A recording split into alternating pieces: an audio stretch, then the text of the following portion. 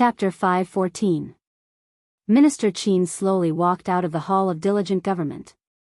A middle-aged man followed half a step behind him. Only 10? Isn't that too few? Qin Chong said with a frown. This time, he represented the Qin family and a few other families. Regarding the matter of the academy's enrollment, Supervisor Li Yi could do whatever he wanted, but His Majesty had to give them an explanation. The extra 10 places were an explanation. All the officials and nobles in the court add up to only 34 people. 10 is not a small number. Minister Qin shook his head and asked, "How is His Highness these days?" "I just saw him yesterday," Qin Chong said.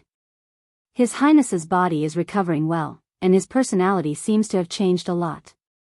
According to the 2 eunuchs, His Highness has spent most of his time reading. When he learned about the matter of the academy, he did not have much of a reaction. His Highness has finally grown up, but it's still a bit too late." Qin Xiang sighed and said in his heart. The expression on his face was somewhat gratified, but it was more of a pity. He had never thought that the King of Shu would be a wise ruler, but he did not expect him to be so useless. Now that the Qin family was tied to the King of Shu, even he was powerless to change anything. But during this period of time, the direction of the court had begun to change. His Majesty seemed to have no intention of making the King of Shu the heir apparent. The family of generals had always been the emperor's most loyal supporters. Now, even many of the court officials who were originally inclined to the King of Shu had left them. Sometimes, he also wondered when the King of Shu had gradually fallen from having the upper hand to this state. Suddenly, as if sensing something, Minister Qin raised his head and saw a young man being led by 2 eunuchs toward the Hall of Diligent Government. Seeing that figure, Qin Chong's expression darkened, and a fierce light quickly appeared in his eyes. In the Hall of Diligent Government, Emperor Jing casually threw a memorial to the side and asked, "It will be August soon. If I remember correctly, Emingzu should be 18, right?" Changde stood behind him and replied, "Yes, it has been 18 years. These people are even more anxious than I am." Emperor Jing shook his head and said, "However, this matter can't be delayed any longer. Let me ask Emingzu first. An unmarried princess at the age of 18 would become a joke to the world. How could a dignified princess of a country not be able to get married? What has Emingzu been doing these 2 days?" Emperor Jing picked up another memorial, flipped through it, and suddenly asked. "The princess has been going to the Imperial Physician Bureau for the past 2 days. Changde thought for a moment and added, "His Highness also questioned the midwives in the palace a few times. It seems that the Empress also participated in what the princess did." Imperial Physician Bureau. Midwife? Emperor Jing looked confused. And the Empress, just as Emperor Jing finished speaking, an eunuch walked in and said, "Your Majesty, Princess Yongla requests an audience." "Imperial Father, I have something to report to Imperial Father." Emingzu handed a memorial to a eunuch. Her face looked tired. It was obvious that these 2 days were not easy. Although Emingzu was a girl, she was more concerned about the affairs of the country than the adult princes. She was also the only child who could share her worries in the affairs of the country. Seeing her serious face, Emperor Jing's expression became serious and he said, "Bring it up." Changde walked down and took the memorial from the eunuch's hand. He respectfully handed it to Emperor Jing. The memorial was not long. Emperor Jing quickly finished reading it. He closed the memorial and took a deep breath. He stood up and looked at Emingzu. He asked, "Is this true?" "The imperial physician is waiting outside the hall." Emingzu said. Summon the imperial physician, County Uncle Li, quickly go in. Don't let His Majesty wait." A eunuch looked at Li Yi and said with a bitter smile. "What's the hurry? Didn't you see that the imperial physician has just been summoned? His Majesty is busy now. Don't you know?" Li Yi waved his hand at him and walked to the corner of the corridor. He looked at the figure with her hands crossed in front of her chest and her back facing him. He said, "Why, are you still angry? I don't want to hear it." Tortoise chanting scriptures. Princess Shaning covered her ears and shook her head like a rattle. Who taught her this? Li Yi's expression was a little depressed. It was hard to provoke a lowly, but it was even harder to coax her. I don't like you anymore. You should go. I don't want to see you again. The proud lowly finally put down her hand and said while wiping her tears. Seeing that there were still tears in her eyes, Li Yi felt a little guilty in his heart. She was just an 11-year-old child. What did an 11-year-old child know? She might just be gluttonous and playful. She might have developed a trace of dependence on him, who could take her to do these things. This was just a little girl's fantasy. Wouldn't it be too cruel to let her dream be shattered like this? How about I take you to go shopping today? Li Yi asked tentatively. The proud lowly was unmoved. Go to see a play? Legend of the White Snake, Journey to the West, The Cowherd, and the Weaver Girl? Princess Shawning twisted her body and turned her head to look at him with a pair of red and swollen eyes. She said, You have to apologize to me. Finally, she spoke. Li Yi felt relieved and said, I'm sorry. It's all my fault. Then he was a little depressed. What was wrong with him? Pa. The proud lowly slapped the wall and looked at him. With a fierce face, she said, Do you think a simple, sorry, is enough? Li Yi looked at her in a daze. Could it be that all women, regardless of age, learned this trick without a teacher? He squatted down and said, Then tell me, what do you want? I want tanghulu, I want shiji lang, I want chocolate, I want ice cream, I want white rabbit. The proud lowly counted with her fingers and said, Oh right, I want Barbie dolls too. Li Yi looked at her teary eyes and tried hard to recall something. He couldn't help but doubt his life. He was actually tricked by an 11-year-old girl. Your Majesty, Her Royal Highness is not wrong at all. In our Jing kingdom, women giving birth is like walking through the gates of hell. Therefore, 3 out of 10 women die. The younger they are, the more dangerous it is. It is said in the canon of internal medicine that when a woman is 14 years old, her conception meridian will be unblocked and her Tai Chong meridian will flourish. That means that after a woman is 14 years old, she will have the ability to give birth. However, if she breaks her yin too early, it will hurt her blood. The best age for giving birth has to be delayed. The explanation of the imperial physician, Lu Jimin, was very thorough. However, the number on the memorial in Emperor Jing's hand was even more shocking. When a woman gave birth at the age of cardamom, there was a 40% chance that she would die. If it was delayed for a few years, it would be reduced to less than 10%. Thinking of so many innocent women dying every year in the imperial court, Emperor Jing looked at Lu Jimin and said angrily, Since you know this, why didn't you report it earlier? What is the imperial physician doing? The imperial physician, Lu Jimin, hurriedly bowed and said, Your Majesty, if Her Royal Highness had not come to the imperial physician's office to investigate, I would not have realized this. I have failed in my duty. Please punish me. At this time, he could only say this. It was rare for a woman to die because of dystocia when she was in her prime. However, for various reasons, the country was always developing the population. How could they let a woman wait until she was 20 years old to get married? If he justified this, wouldn't it mean that the culprit of all this was His Majesty? 40%, 40%. Emperor Jing murmured a few words and shook his head. He said, It's too high. Can't the imperial physician's office think of a way to reduce the casualties during childbirth? Delaying a woman's marriage age involved too many things. It was not just a matter of an imperial edict. In contrast, Emperor Jing hoped to solve this matter from other aspects. Lu Jimin thought for a moment and said, Can you allow me to consult County Uncle Li about this matter? Only then did Emperor Jing remember something.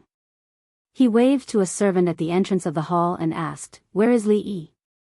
Why hasn't he arrived yet? Your Majesty, the servant looked bitter and said, County Uncle Li is coaxing Princess Shawning outside. Chapter 5:15. Give birth?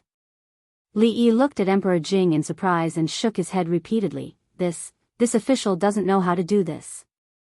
Emperor Jing glared at him and said, No one asked you to give birth. I ask you, is there any way to reduce the possibility of women dying from childbirth? Li Yi thought for a moment and said, a woman's pelvis is fully developed after the age of 20. If your majesty delays the age of marriage for women after the age of 20, it will naturally greatly reduce the probability of dystocia. Emperor Jing frowned slightly, and Lu Jimin showed a bitter expression.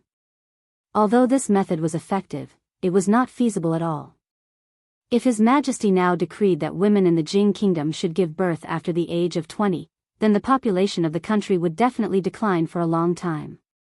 The population was closely related to taxes, labor, and national strength. At that time, there would be no one to farm the land, and there would not be enough soldiers. How could they resist the strong enemy? A trace of disappointment appeared on Emperor Jing's face. The population was closely related to the strength of the country. Not only him, but all the civil and military officials would not agree to delay the age of marriage for women after the age of 20. This would shake the foundation of the country. He looked at the young face and finally realized that Li Yi was only 20 years old. Even though Li Yi had solved his worries many times, he was not omnipotent and did not even know about women's childbirth. Is there really no other way? Emperor Jing sighed. It was impossible to delay the age of marriage for women until the age of 20, but it was not impossible to delay it for a few years, although there would be some resistance. Since he already knew about this, he could not sit back and do nothing. Of course, there is. Li Yi thought to himself, in ancient times, it's difficult to give birth at a young age is one of the main reasons. However, there are other factors as well. Malnutrition, inadequate hygiene, unprofessional midwives. There are too many reasons. Do you have gynecology and obstetrics? Do you know what obstetrics and nursing is? Do you know what midwifery is? Do you know the 200 nutritional recipes for pregnant women? You don't even know these. If this was in the future, the pregnant woman's family could kill a midwife with one punch if they dared to ask whether to save the mother or the child. Just now, he sighed in vain. Emperor Jing covered his chest, and his breathing was slightly rapid. How long had it been since he had this impulse to hit someone? Speak. He squeezed the word through his teeth. Pay attention to hygiene, pay attention to disinfection, avoid puerperal fever and umbilical cord infection. Focus on training midwives and ensure that they are certified. Crack down on illegal midwives. Set up a medical school outside the imperial physician's office and set up a gynecology and obstetrics department for in-depth study of obstetrics knowledge. Imperial physician Lu Jimin secretly noted down Li Yi's words. He already knew what disinfection was. It was also used when stitching wounds. As for training midwives, was there anyone who knew how to give birth better than them? Lu Jimin turned his head and looked at County Uncle Li, who was still talking. Yes, there is. When Lord Li said that he didn't know how to give birth, he was probably just being humble. This was also in line with Lord Li's low-key temperament. As for setting up a medical school and gynecology department outside of the Imperial Physicians Bureau, no one in the Imperial Physicians Bureau seemed to know about this. However, Lu Jimin looked at Li Xianbua again. This isn't a problem either. Jing Di's mood had calmed down, but he looked a little absent-minded. Giving birth was a process of fighting against the heavens. There were examples of concubines in the palace dying because of difficult childbirth. Even 20 years ago, the empress almost died because of this. The two princes also died shortly after birth. After 20 years, whenever he thought of these things, his heart would still feel pain. If Li Yi had told him this 20 years ago, would those things not have happened? 20 years ago, Jing Di shook his head. 20 years ago, Li Minghan was still the young master of the Li family in the capital. Naturally, there wouldn't be Li Yi. This is all I know. Li Yi looked at Her Royal Highness and secretly gave her a look. He could only help her this much. Mingzu immediately stepped forward and said, Father, although this matter is serious, there are still many women in the world who are kept in the dark. I want to hold a banquet in the palace and invite the unmarried ladies in the capital. As women, they should know these things. Jing Di thought about it and said, You can discuss this matter with your mother. After all, it was a woman's matter. It was more appropriate for the empress and the eldest princess to come forward than for him, an emperor. It was not difficult to propose a solution. The difficult part was to implement this method and make everyone accept it. Li Yi couldn't handle this matter, so he could only hand it over to Her Royal Highness. For all the women in the world, this was a great merit. Her Royal Highness was already very famous in the capital. If this matter was done, she would immediately receive the support of all the women in the capital and even in the world. She would become the woman behind all the women. And he would silently be the man behind all the women behind all the women. Besides, doing perfume, underwear, cosmetics, sanitary napkins, and so on could also be regarded as a contribution to the majority of women, right? Jing Di really couldn't suppress the doubts in his heart. He looked at Li Yi and asked, I am very curious. Why do you even know about women's childbirth? Li Yi thought, you don't care if I know or not. I know a lot of things. Can you know all of them? Your Majesty, this is because one year, in a bitter winter, the north wind was biting cold, and the snow blocked the mountain. A white-haired old man fell at the door of County Uncle Li's house. According to my guess, the old man who taught County Uncle Li medical skills should be a hidden famous doctor. He passed on cardiopulmonary resuscitation and wound suturing skills to County Uncle Li. It's a pity that this doctor didn't leave other works. The imperial physician Lu Jimin knew this story, so he immediately said in a regretful tone. Jing Di waved his hand.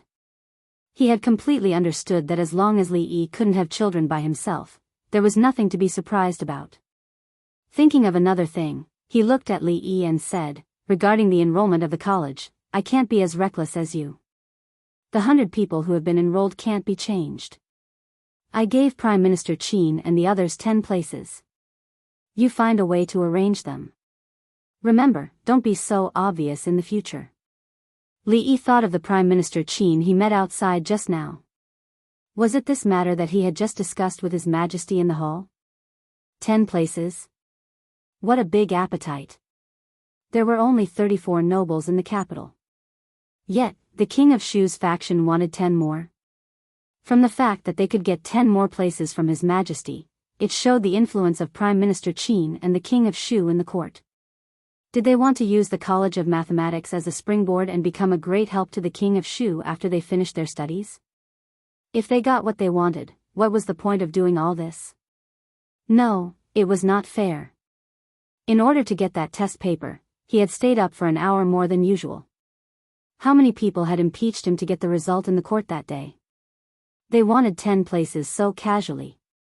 Did they really think that the college superintendent was useless? Emperor Jing looked at him and said, You are still young. It is not good to make too many enemies in the court. Li Yi nodded and said, I understand. If your Majesty has nothing else, I will leave first. Emperor Jing waved his hand and Li Yi walked out of the hall. The next moment, he turned his head and asked, May I ask your Majesty, what if they voluntarily withdraw from the College of Mathematics? Prime Minister Qin and the others have gone through a lot of trouble for this. How could they voluntarily leave? Emperor Jing looked at him and said, If they voluntarily leave, no one can say anything. I will leave. Since that was the case, Li Yi nodded and turned to leave. Strange, he did not put forward any conditions to me. This is not like him. Emperor Jing murmured doubtfully.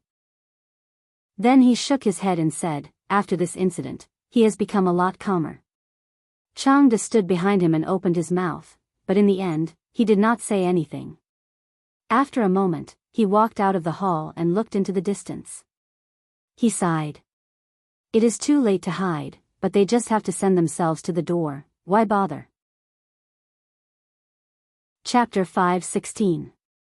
Setting up another academy outside of the Imperial College was definitely not as easy as the old emperor made it out to be. There were 100 students enrolled for the first time.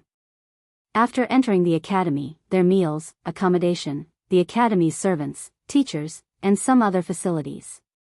Just the problem of building a house alone was not something that could be completed in a short period of time.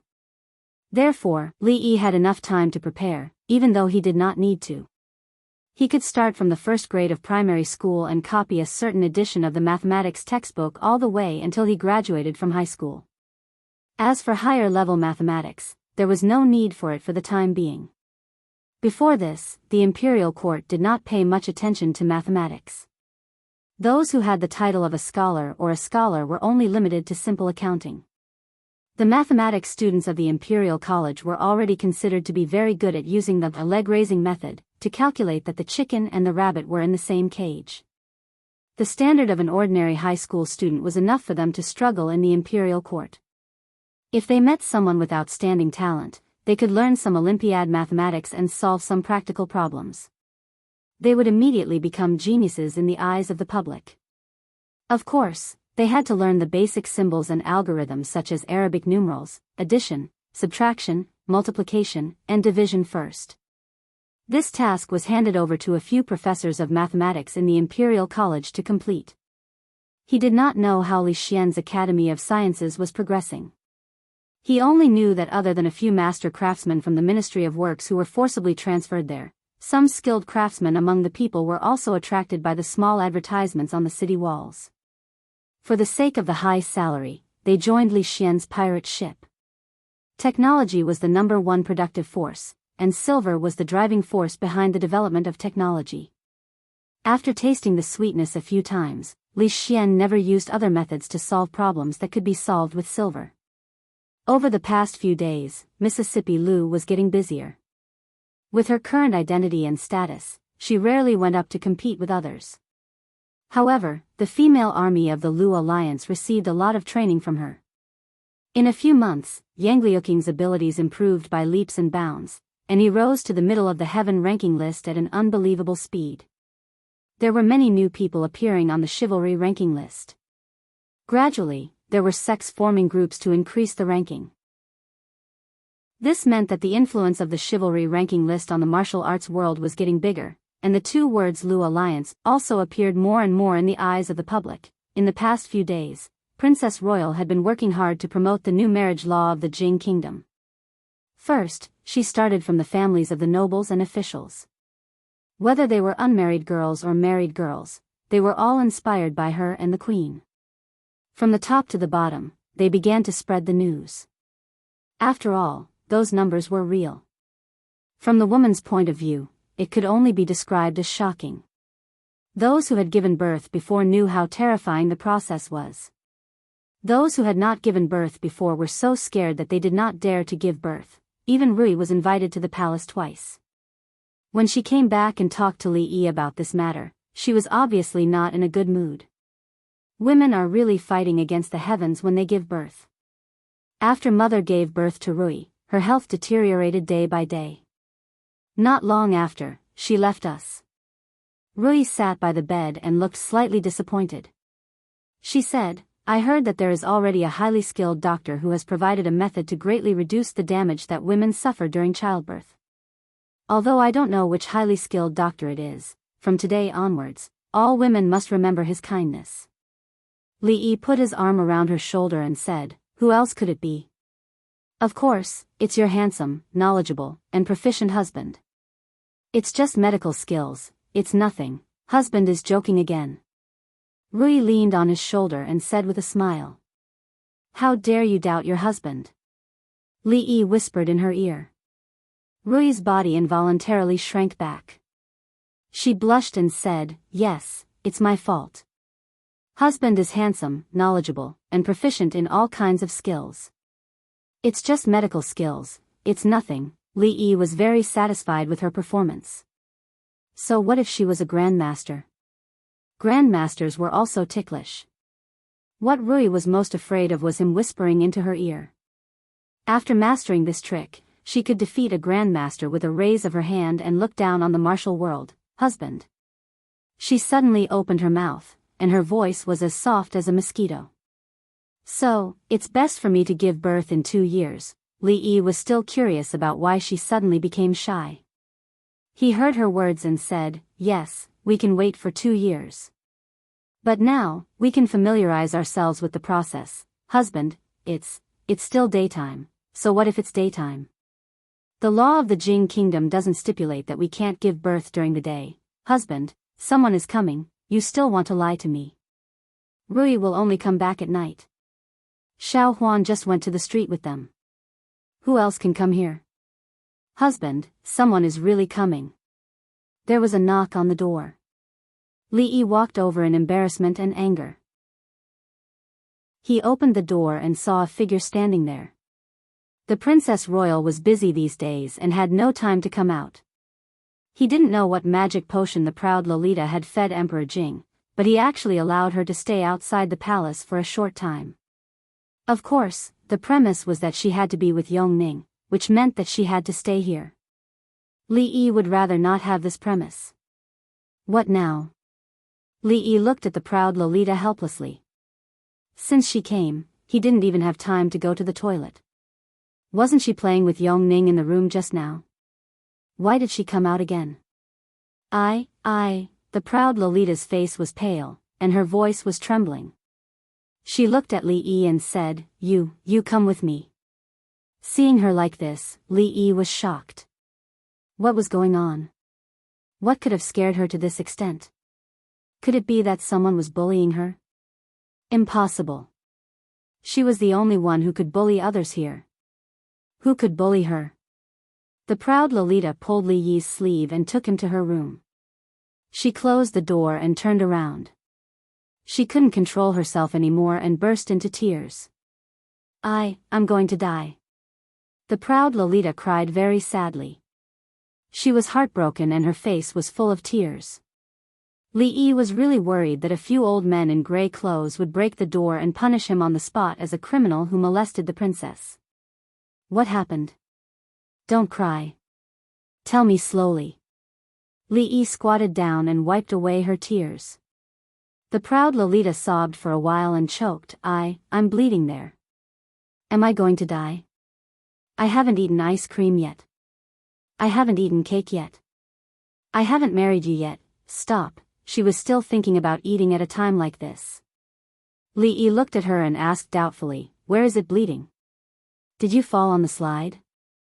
Let me see, where did you fall? The proud Lolita's pale face suddenly flushed. She pointed at her skirt and said, There. Li Yi's gaze followed the direction she pointed. After a moment of shock, he only felt his vision go black and fell backward.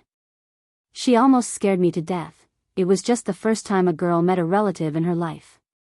She was about to turn from a little girl to a big girl. Rui, you, come in for a moment. A moment later, Li Yi opened the door and helplessly waved at Rui, who was standing in the yard. The proud Lolita hid behind him. The red clouds on her pretty face burned all the way to her ears. Chapter 5:17. It was not surprising that girls in this era lacked certain aspects of education. In fact, even after thousands of years, this aspect was still a taboo for children that could not be easily touched. Li Yi just told the proud Lolita that this was something that a girl must experience in her life and would not die. He didn't tell her more details. He didn't have the idea of universal education for children in the Jing Kingdom. It should be known that this was also a controversial issue in the 21st century. Universal sex education here, unless you plan to be the enemy of the whole world. Even when the princess called for women to delay the marriage age for 3 years, countless old stubborn people opposed it. Tell the children how they were born. Even the coffins of those dead old stubborn people would not be able to hold them down. However, after such a thing happened, the proud Lolita had to go back to the palace, which made Li Yi feel relieved. Finally, he could get rid of this little witch and have a few days of peace, so he had time to pay attention to some other things. Miss Zhang's underwear seemed to have made a lot of progress, but unfortunately, she didn't let him see it. She didn't let him see it when she was wearing it or when she was taking it off. Li Yi went to her room twice, but he didn't even enter her door. He didn't know what sin he had committed in his previous life to meet such an employee who was even more arrogant than the boss. Anyway, he didn't plan to show himself in this business. If the matter of a dignified county uncle selling women's underwear was spread out, he wouldn't be able to stay in the capital in the future. On the other hand, everything was going smoothly at the brothel. Old man Sun seemed to be radiating the second spring of his life. He was full of energy and could not be stopped. Even Li Yi was afraid to look at him. If something happened to him due to exhaustion, who would develop the brothel? Wan Ruoqing was now recuperating, which was forced by Li Yi. Xiao Zhu's task every day was to watch her and not let her stay in the brothel for more than an hour. She only needed to participate in the decision-making of some important matters. Even in the capital, Wan Ruoqing and Zheng Zumo were considered rich. As elders, their monthly dividends were more than enough for an ordinary family to live off for a lifetime. However, the two of them didn't care at all. They were still squeezed in this small yard. Li Yi bought the neighboring yards and gave them all to Zheng Zumo as a workshop. The female workers inside were also from the brothel. They knew each other well and had a strong sense of confidentiality. Two women who were stronger than Fang stood at the door, but the boss didn't let them in. Now that he thought about it, his original idea had already been mostly realized. All he needed now was time. Today, he had to go to the palace to discuss with Lu Jimin about the establishment of the medical school.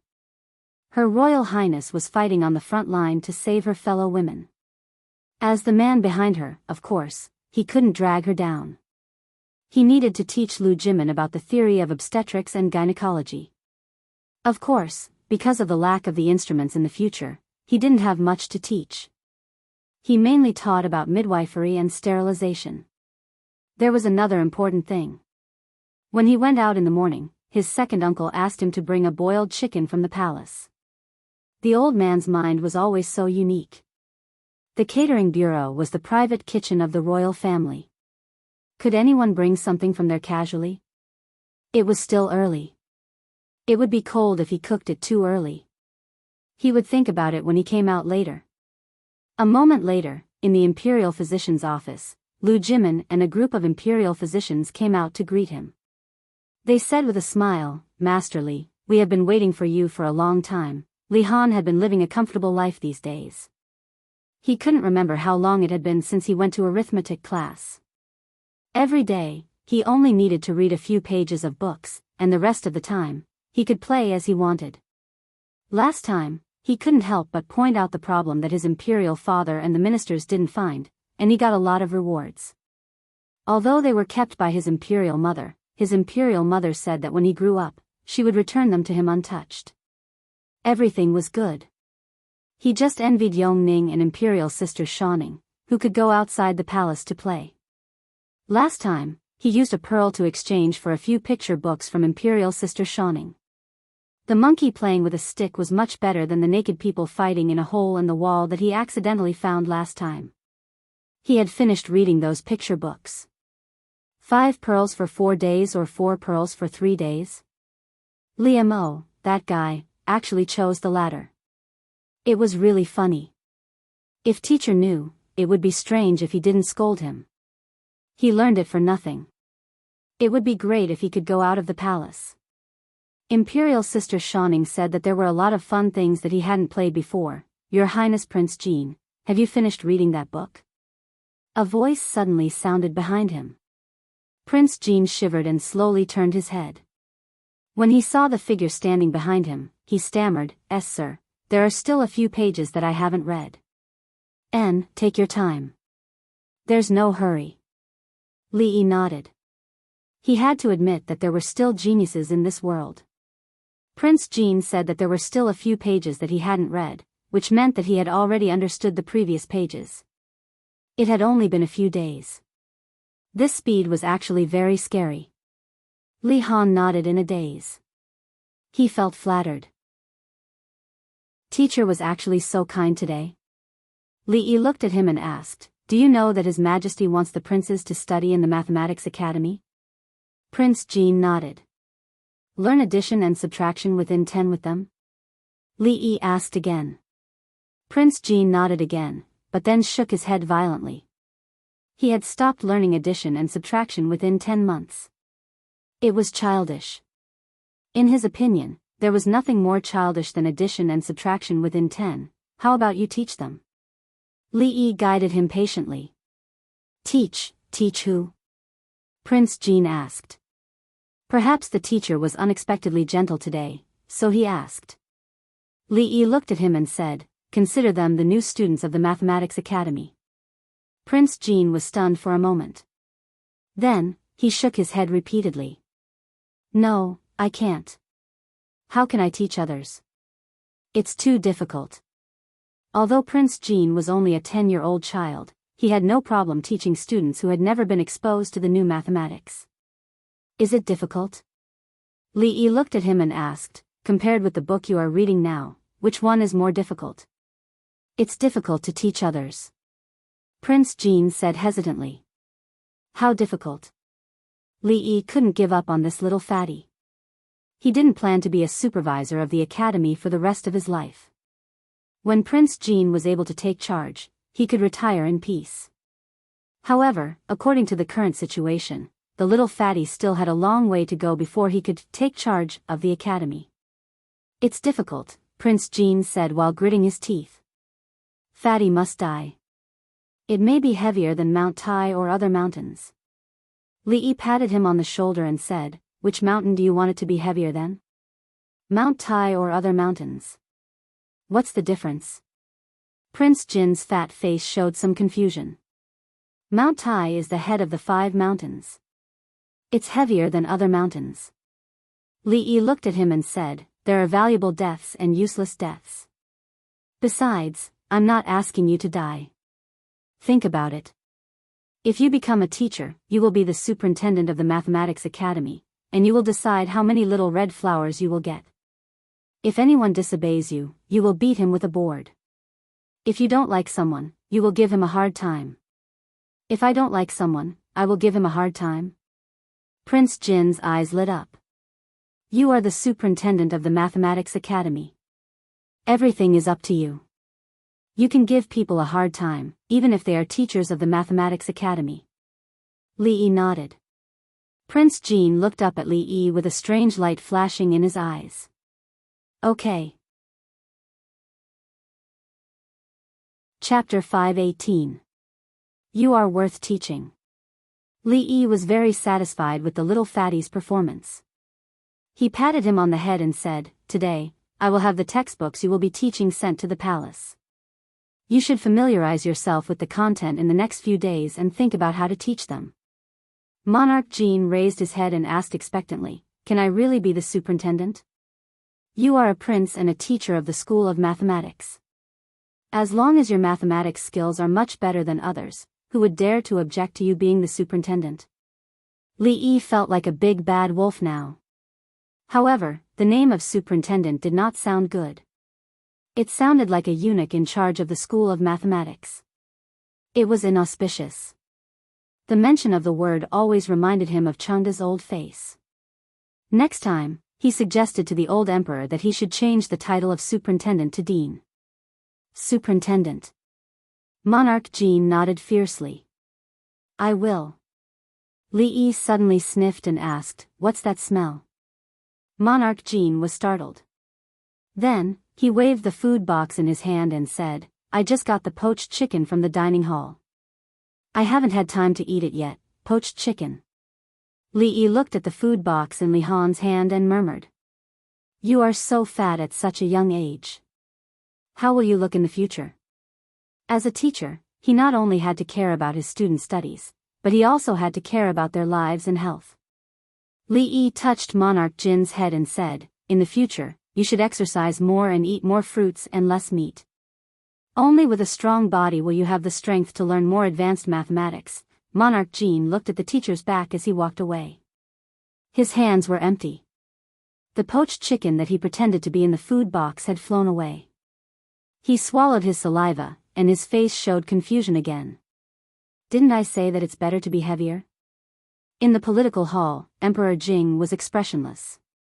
All the officials were silent. The Princess Royal Highness frowned, and a white-haired old man in front of the hall was spitting. Ridiculous, this is ridiculous.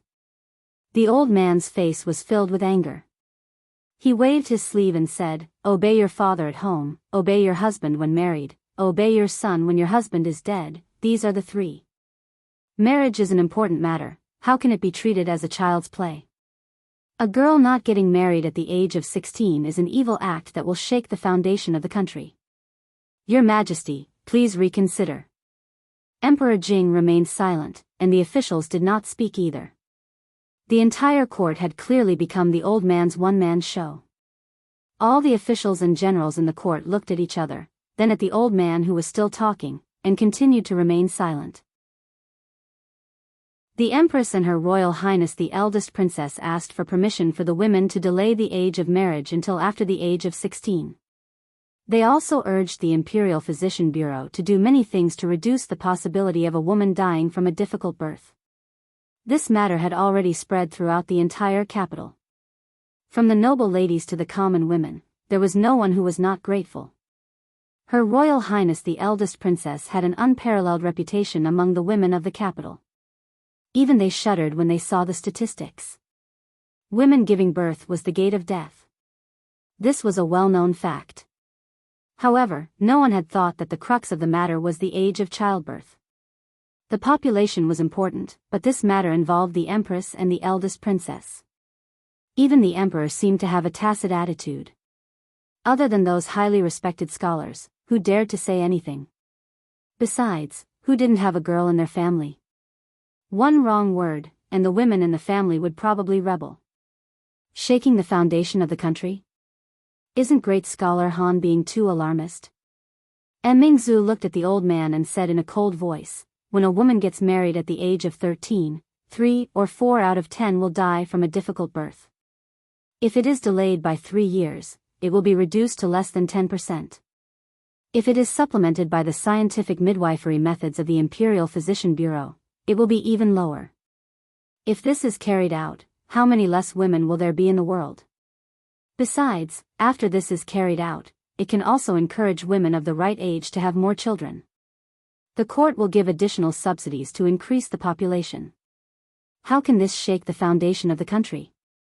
Because she knew that this matter would encounter a lot of resistance, and Mingzhu had already made preparations before entering the court. If something goes wrong without confirmation, who can bear the responsibility? Great scholar Han faced Emperor Jing and said loudly, "Women are not allowed to participate in politics. This is an ancestral rule. How can women talk nonsense in the court?" Mingzhu's expression gradually turned cold. She asked, "Great scholar Han, do you want to disregard the lives of the young women of the Jing kingdom?" The old man said passionately, "Men are the masters and women are the assistants. It is the duty of a woman to bear children for her husband and carry on the family line for her husband. The royal family should set an example for the world. Why is Her Royal Highness unmarried at the age of 18? Is this the example of the royal family?" One was the eldest princess of the court, and the other was a famous scholar. The two of them opposed each other fiercely and did not give in to each other. The court officials looked at each other. Although the princess was a woman, she did not lose to a man in terms of toughness. Great scholar Han was also famous for being stubborn. He had repeatedly obstructed the emperor's new policies. Even the two prime ministers lowered their heads and did not speak. There was no one else who dared to reprimand the royal family in the court like this except for him. "Are you saying that I, a woman, was born to be a tool to carry on the family line, and a woman's life is not important?" Mingzhu's eyes flashed coldly as she looked at the old man and asked. The old man said righteously, "For the sake of the country, what's wrong with making some sacrifices? Old thing, say one more word." Under the gaze of Emperor Jing and the officials, the eldest princess pointed at great scholar Han's nose and said something that made everyone dumbfounded. Great scholar Han's face was pale, and his lips were trembling.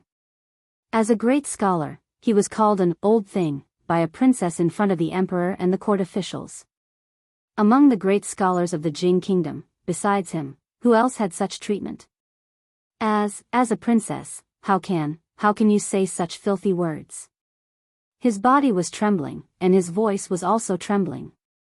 Her Highness did not say a word and walked straight to great scholar Han's side. Emperor Jing's expression suddenly changed, and he said, Quickly stop Mingzhu." By the time they realized that something was wrong, the guards had already come in from outside the door. Everyone knew Her Highness's temper. Although she was usually gentle and humble, if she was really angry, it was possible that she would kill great scholar Han with a sword in the court. Fortunately, weapons were not allowed in the Golden Hall. A guard stood in front of Mingzu and said in panic, "Your Highness, you can't." Then he stopped in his tracks, as if he remembered something, and looked at the saber at his waist. Coincidentally, Mingzu also looked in that direction. Swoosh! A silver stripe flashed, and the court officials only saw a bright light in front of them. Great Scholar Han fell to the ground on his butt.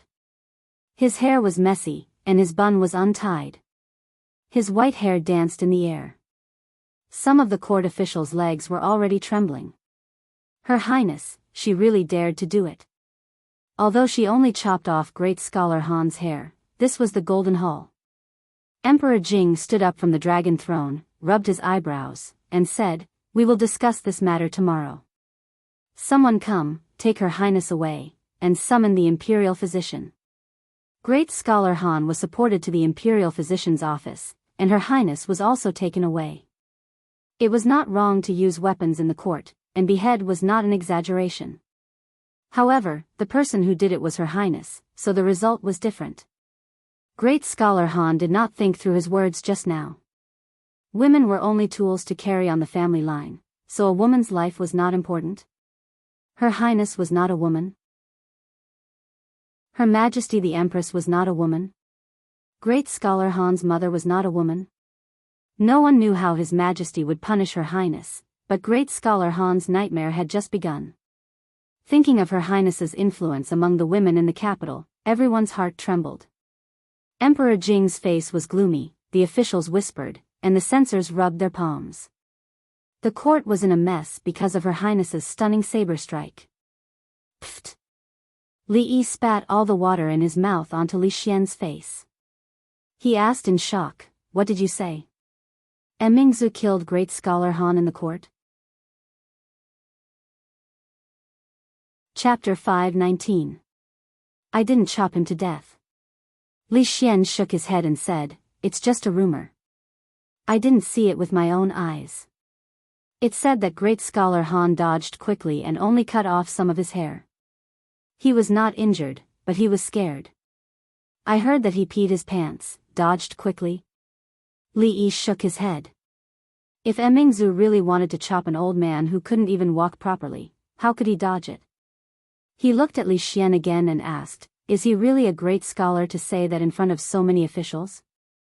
Li Xian thought about it and said, "Great Confucian Han has some knowledge, but he's very stubborn and inflexible.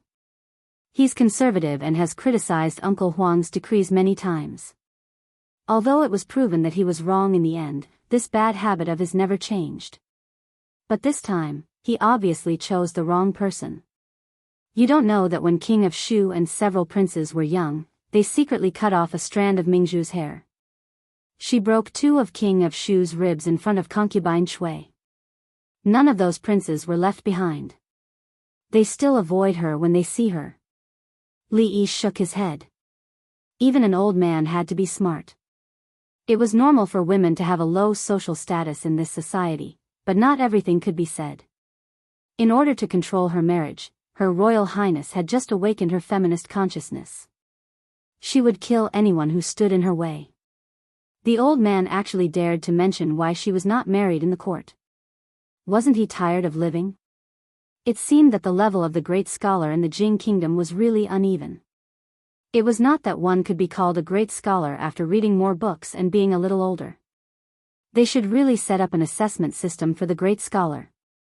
Those who were unqualified would have their licenses revoked, those who didn't have a license would have been arrested, and those who had a license would have their licenses revoked again. Where's the princess? She hasn't been arrested and sent to the Supreme Court, has she? Li Yi turned to ask Li Xian. The social impact of attacking a great scholar in the Golden Palace in front of the emperor and all the civil and military officials was too serious. It was much more serious than the last time he beat King of Shu. Li Xian shook his head and said, "No, Uncle Huang grounded her in the Morning Dew Hall." Li Yi was stunned. Wasn't the Morning Dew Hall Mingzhu's bedroom? What was the difference between this and no punishment? Is there no objection from the imperial court? Yes, the imperial court is about to fall into chaos. Li Xian said helplessly, the eldest princess of a country injured someone in the Golden Palace. The imperial censors are going crazy. The memorials to impeach her are like snowflakes. So be it. Li Yi used his own experience to understand that the so-called impeachment was just a quarrel between some unimportant people. The final decision was still in the hands of the old emperor. Great scholar Han had only peed, not died. What could the old emperor do to his daughter? I still have to think of something. Li Xian furrowed his brows and said, early this morning, the rumor that the princess killed a great scholar in the court spread in the marketplace. The people of Jingdo are all waiting to watch the show. If this continues, it will not be good for her. Once the rumor spreads, even Uncle Huang will not be able to blindly protect her. Rumor? Li Yi pursed his lips. The expression on his face was somewhat disdainful. For most of the people in Jingdo, today was still a very ordinary day.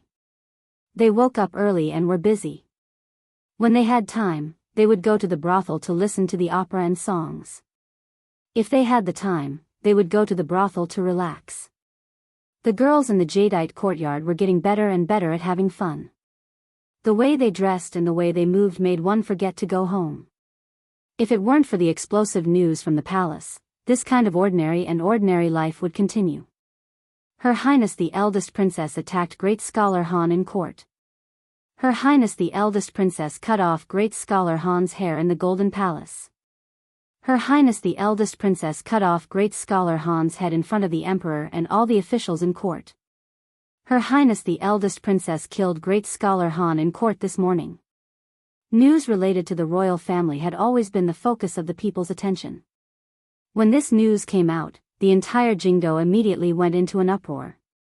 It was impossible for ordinary people to come into contact with the affairs of the royal family and the royal family. Once the words, princess, court, and murder, were spread, it became #eldest princess murder in court #. With its own repost topic, it instantly spread throughout Jingdo. This must be fake. Murder in court? How is that possible? That's right. How could the eldest princess murder someone? Her Highness defeated the people of the Qi kingdom last time. She has brought honor to our Jing kingdom. But how could the news from the palace be fake? I heard that the princess has been locked up. The censors are all frantically impeaching her. No, I still don't believe it. I have to go to the brothel and ask. The status of the eldest princess in the hearts of the people was higher than that of most of the princes. As the only woman among the 3 heroes of Jingdo, she had crushed the conspiracy of the people of the Qi kingdom and saved the face of the country. Her outstanding strength, beauty, and wisdom had attracted countless fans in Jingdo. Although the news was explosive and the news of the eldest princess killing someone had spread like wildfire, the people in Jingdo were generally of a higher quality. They would have their own judgment when they encountered something, let alone such a thing that sounded like a fantasy story. For them, how to distinguish between rumors and facts, they only needed to go to the brothel and listen. We don't produce rumors, we're just the transporters of facts. This was the principle of some of the brothels in the capital. Compared to the black brothels that talked nonsense and used rumors and sex to attract people, those brothels were simply a clean stream. Because they never believed in rumors and didn't spread rumors, the storytellers often criticized the evils of the times with reason and evidence. Gradually, they gained the trust of the people in the capital. Not long after, someone came out of the brothel with a look of realization on his face. So that's how it is. Great scholar Han didn't die. He just wet his pants out of fear. Her Highness did use a knife, but, if she was a woman, she probably couldn't help but hack that so-called great scholar to death, right? No matter what, it is taboo to use weapons in the court. Her Highness is in big trouble this time. Rumors were rumors after all. Some people came out of the brothel, and at the same time, some people learned the truth from other channels. Great scholar? How dare he say such things? Her Majesty the Empress is also a woman, and so is great scholar Han's mother. Does he have the guts to say such things in front of them? A tea seller on the street shook his head and said, "Damn it, Her Majesty the Divine Empress is also a woman. How dare that Han insult Her Majesty? On the street, a young man in ragged clothes but with a sharp gaze cursed in a low voice. Why do I feel that he is right? What are women for if they don't bear children? In a butcher's shop, the butcher had just said one sentence when he felt a sharp pain in his waist. He was kicked out of the shop. The ground shook a few times, and the mountain-like woman walked out of the shop with a furious expression. You heartless person. So this old lady was born to bear children for you. The butcher's expression changed a few times, and he hurriedly explained, no, listen to my explanation. I won't listen. The woman shook her head fiercely, and the flesh on her body trembled. She angrily cursed, this old lady's life isn't important. This old lady will sit on you and kill you. The ground shook again, and the surrounding men suddenly found it difficult to breathe. Their lips were dry, and their faces turned pale. Chapter 520. Tell me, how could Her Royal Highness kill people? Is she still a woman? The hunchbacked old woman walked along the wall with a basket in her hand. She shook her head and sighed. She had just heard the news when she was buying groceries. She heard that people's heads were chopped off and rolled a few feet away. Even Qin Xiang's face was covered in blood. It was scary just thinking about it. When she walked to a certain place, she was blocked by the crowd. She saw a group of young girls gathered around the wall. They stuck their heads out and chattered about something. What's going on? The old woman pulled a young woman and asked. It's Grandma's son. The young woman looked inside and said, it's the government's notice. It says that it's best for us women to have children after the age of 16. Otherwise, it's easy to have a difficult birth. I heard that 3 out of 10 women who have children at the age of 13 or 14 don't survive. The woman touched her chest and said with lingering fear, isn't that right? I remember when I gave birth to our Ming, I was only 14. I was half a step into the gates of hell. It wasn't easy to save my life, and I was sick for half a year. Look at that girl from the Qin family. She only got married at 18, and only gave birth 3 years after she got married. She was laughed at because of this, but other people can walk the next day after giving birth. Her Royal Highness is still the best. She spoke for us women. She said that we can only get married after the age of 16 so that we can have a good birth. She also asked the imperial doctor to help us think of a way. In the future, it won't be so scary to have children. Unlike that guy surnamed Han. He said that the role of us women is to give birth to children.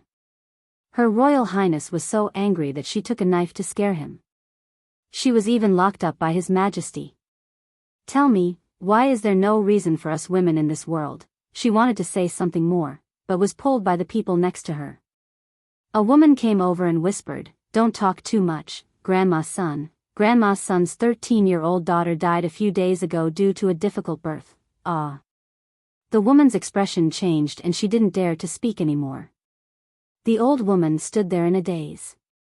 The basket in her hand fell to the ground. After a moment, a cry suddenly came from the crowd. My poor Lian, My Xiao Feng just got pregnant a few days ago. She's only 13. At the edge of the crowd, another woman's expression changed. For the men of the capital, today was destined to be an unforgettable day. He did not know why his wife, who was usually gentle and virtuous, had a sorrowful expression on her face today. She did not speak much. She was usually irritable and easily angered, but today, she became even more severe. If she did something wrong, she would be reprimanded, and if it was serious, she would be beaten and scolded. Rumor had it that Butcher Zhang, who lived in the east of the city, was straddled by his fierce wife on the street. Butcher Zhang's wife was even sturdier than his family's pigs. Rumor had it that old Zhang fainted on the spot and was now clamoring to divorce his wife. Also, when a group of women walked past the door just now, the old woman who was walking in front was crying and saying something like, "Old thief Han, give me back my daughter." Those women were all panting with rage, and they didn't look like they were easy to deal with. What were they doing? Could it be that old thief Han had defiled this old woman's daughter, and she was going to go to his door to seek justice? This was really going to be a good show to watch. Thus, many people walked out of their homes and followed those women. In the indoor playground of the Li residence, Fong was bare-chested, and with one hand, he was rocking the improved rocking car. His face was not red, and he was not panting. The palace guard outside the door stared at him with his eyes wide open. He had tried that thing before, and it required 2 hands to swing it with great difficulty. It didn't take long before he couldn't stand it anymore, but this man, this arm strength, if he were to hit him with a punch, even a black bear would die. Fong had been rocking the rocking car with one hand for almost an hour. This was his daily homework. Even if the little girl wasn't here, he could casually throw a heavy object on the car, and he would be rocking it for several hours. At this moment, the expression on his face was somewhat gloomy. His wife, old Sue's wife, and a few others went to the streets to buy jewelry, and when they came back, it was as if they had changed into different people. The way they looked at him was a little strange. If he hadn't sneaked away early, he would have been chased out of the house by his wife with a broom in hand, just like old Sue. Could it be that she found out that I hid some money to buy bracelets for Little Red? Just as Fong was panicking, a few servant girls in the residence also gathered together and whispered. I heard that women can only have children after the age of 16. Is that true? A servant girl gossiped. Another servant girl curled her lips and said, nonsense. I have a distant cousin who got married at the age of 13 and gave birth a few months later. Is it okay? I heard that it's not good for women to have children too early, and it's easy for them to suffer from chronic diseases, a servant girl said. That servant girl shook her head and said, the chronic diseases didn't. It's just that she died because of a difficult birth. Xiao Huan hid behind them with a pale face. Hearing this, she couldn't listen anymore. She coughed lightly and said, what are you all doing here? Hurry up and go to work. If you continue to be lazy, your pay will be deducted. The servant girls were already familiar with this lady's servant girl and knew that she was just scaring them. Xiao Qing, who was bold, went over and whispered, Sister Xiao Huan, when do you think our Lord Zhu will take you in as a concubine? What are you talking about? Xiao Huan's pretty face blushed.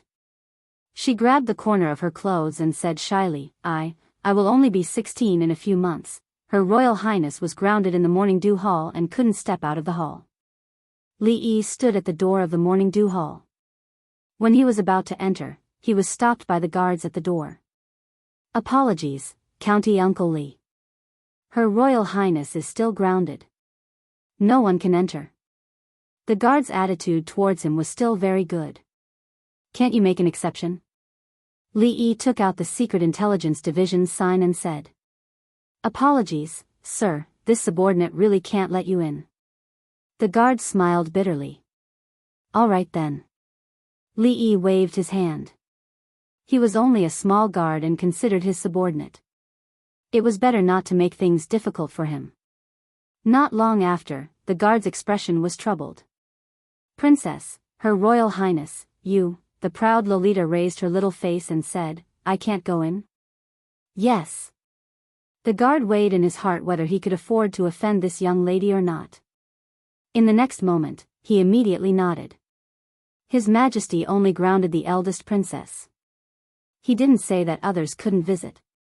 In principle, even if he let Princess Shawning in, it wouldn't be disobeying orders. As soon as he turned around, he saw Li Yi, who had his arms crossed and was looking at him with a mocking expression. Grounded? Li Yi looked at the guard. No one can go in. The guard's face was full of embarrassment. Seeing that Li Yi had already walked into the hall, he hurriedly said, Sir, you can't take this wine in. Is this wine? Li Yi glanced at him and said, This is a new perfume. It's for Her Royal Highness to try. The guard watched him walk in, and his expression became even more bitter. With such a prodigal woman at home, when would she release a new perfume, what flavor it would be, how much it would cost, and how much he could save from the membership price? Didn't he know? Besides, Who would use a wine jar to contain perfume? To say the least, he was carrying something wrapped in lotus leaves in his other hand. The fragrance could be smelled from afar. Who would dare to say that it wasn't the beggar's chicken that was popular in the capital a few days ago? In the spacious courtyard of the rear hall of the Morning Dew Hall, Princess Royal Highness was dressed in a slim suit, which undoubtedly revealed her exquisite figure. Even Li Yi couldn't see the sword dance in her hand. Her movements were smooth and casual, and she didn't seem to be grounded at all. Seeing Li Yi come in, she put down her sword and walked straight over.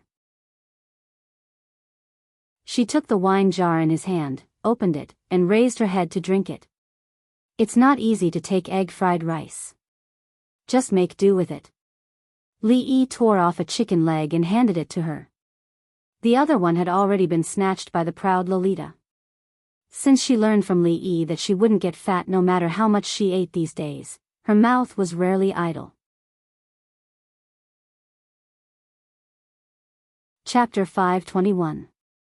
Next time, bring egg fried rice. The princess was not satisfied with the combination of beggar's chicken and liquor. She raised her head and took another sip, then tilted her head and said to Li Yi. There won't be a next time, Li Yi thought to himself. What kind of taste is egg fried rice and liquor? He wiped the grease off his hands and said, Scholar Han fell ill, not because of you, but because of anger. Yesterday afternoon, nearly 100 women blocked the gate of Han's house. The leading old woman said that Scholar Han killed her daughter and sat on the threshold of Han's house and cried for 2 hours. Everyone in the capital knew about it. After what happened in the court spread, the gate of Han's house was splashed with feces, and the wall was painted with Old Thief Han and Traitor of the Nation. Disregarding the lives of women. This alone can make his reputation plummet, and even his students have nothing to do with him.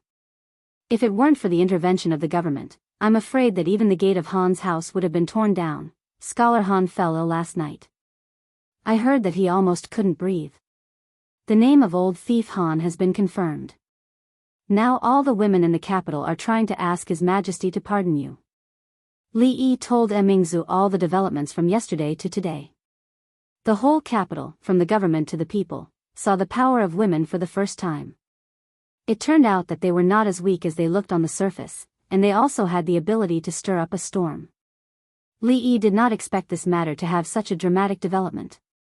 In fact, the brothel only told the people the truth. There was no embellishment, nor any artistic manipulation. The biggest effect was to let the people know the truth in the shortest time possible. Splashing feces at the door and spraying paint on the wall, who came up with this idea? They didn't even need to be taught. Women had always been a weak group and were bound by women's morality. Not to mention marriage, many people didn't even have freedom. Of course, there were some fierce women, but in general, it was a fact that women were weak. And this was also a tradition for thousands of years. It was determined by productivity. Men were noble, and women had to lower their heads and serve their husbands and children for a lifetime. Perhaps even most women themselves thought so. This concept had not been completely reversed even in the later generations where men and women were equal. However, where there was oppression, there would be resistance. Especially after being oppressed for a long time, when the resistance came, it would be especially intense. It wasn't easy for someone to stand up for women. All the women had been hoping that the princess would really do something for them. After being stirred up by great scholar Han, everyone's anger erupted. Hundreds and thousands of years of repression erupted, and something called women's rights began to awaken. Now that things had developed to this point, it was no longer just a matter of early marriage. Mingzu put down the wine jar and wiped her mouth in a magnanimous manner. Having such a stubborn old man in the imperial court will only bring more harm than good. At this moment, the imperial court is probably in an uproar. Not only the ordinary women, but the women of the noble families are also complaining. They are all going to the empress to remonstrate. Some of the concubines even reported the matter to the empress dowager. Even the empress dowager, who has been cultivating Buddhism for a long time, specially sent a decree to ask His Majesty. Li Yi looked at her and said, if this continues, I'm afraid it won't end well. This was all what Li Yi heard on the way here. It was already a big matter to use a knife against an official in the imperial court, and it involved the eldest princess. Coupled with the chaos of the Han family yesterday, it would be a wonder if the imperial court was peaceful today. Did you really not do what happened to the Han family? The eldest princess glanced at him and said. Li Yi was stunned for a moment and said angrily, "Do I look like that kind of person?" "It doesn't matter. I'm not blaming you." Her Highness patted his shoulder and said, "It's all that Han guy's fault." Thank you, Li Yi's guess was right. Today, the imperial court was indeed not peaceful. It was not only Emperor Jing who had a headache. Now that things had developed to this point, the officials also felt a headache. In just one day, the entire capital was in chaos. Rumors were everywhere, and the people were angry. How His Majesty punished the eldest princess was no longer the important point. The important point was that if this went on, something big would happen. An old man held a ceremonial tablet and said righteously, "Your Majesty, the eldest princess has no regard for the law.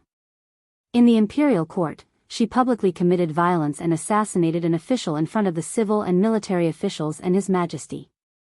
This behavior is so vile that it will not appease the people if she is not severely punished." All the officials shook their heads. Even now, he was still holding on to this matter. Did this old man not understand the situation? Great scholar Han had already been cursed by the people. The problem now was not how to punish the eldest princess, but how to appease the people's anger.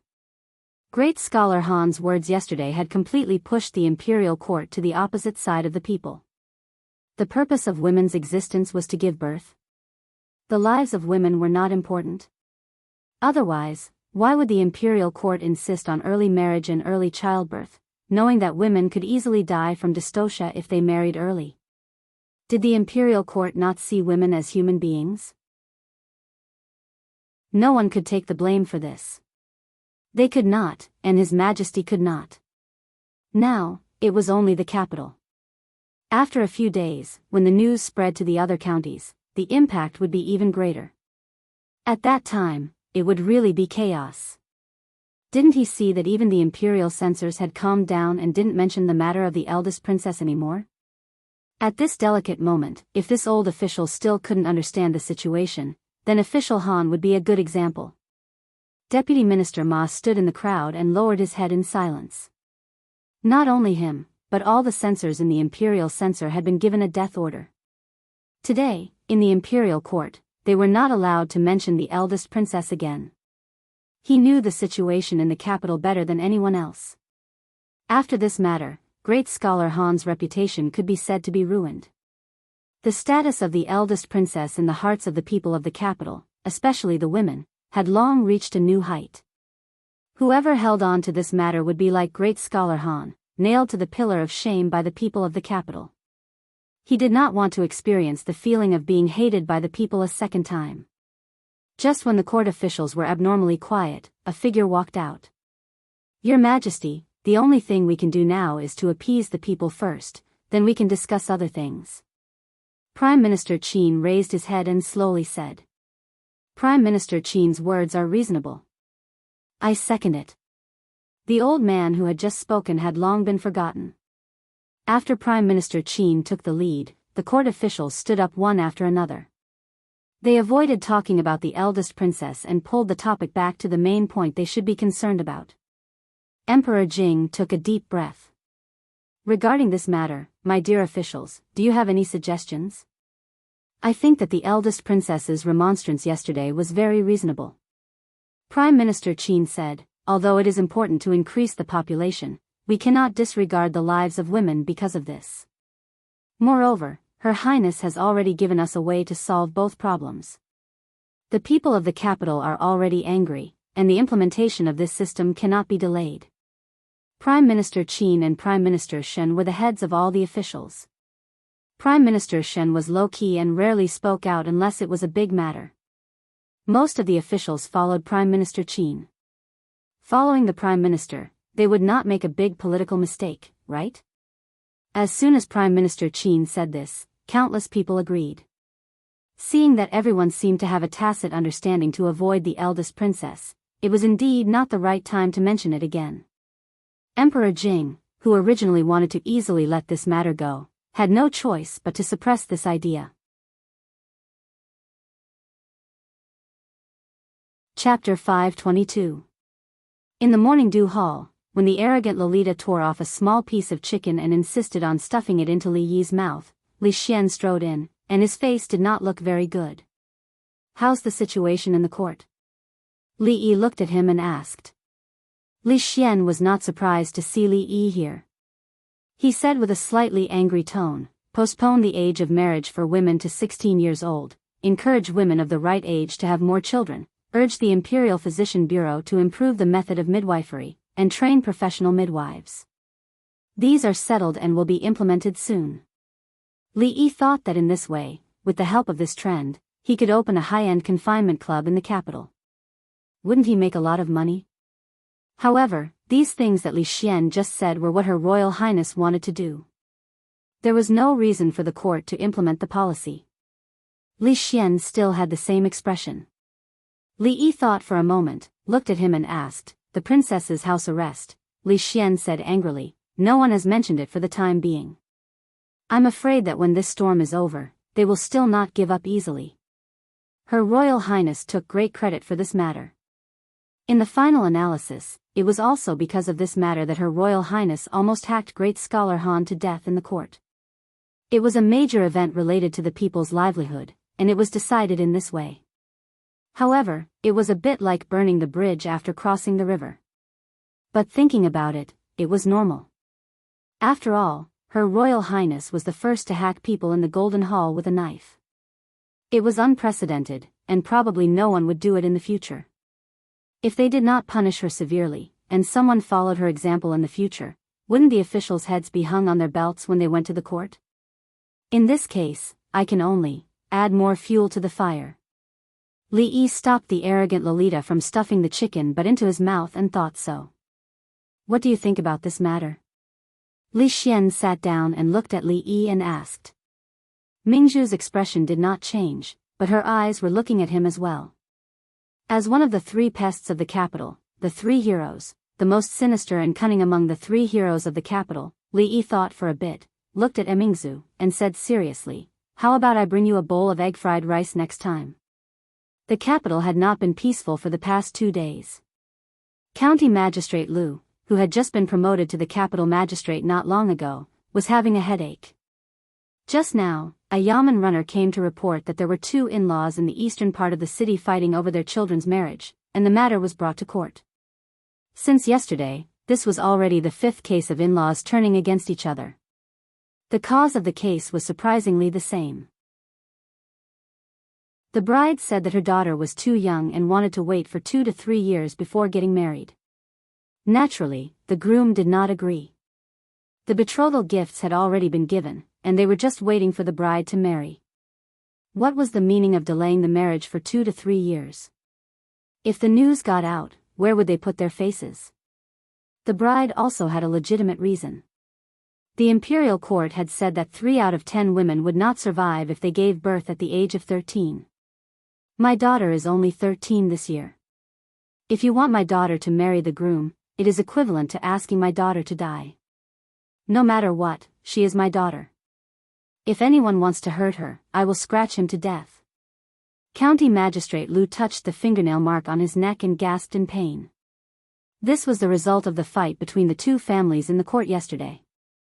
He went up to persuade the 2 families, but was accidentally scratched by the shrew.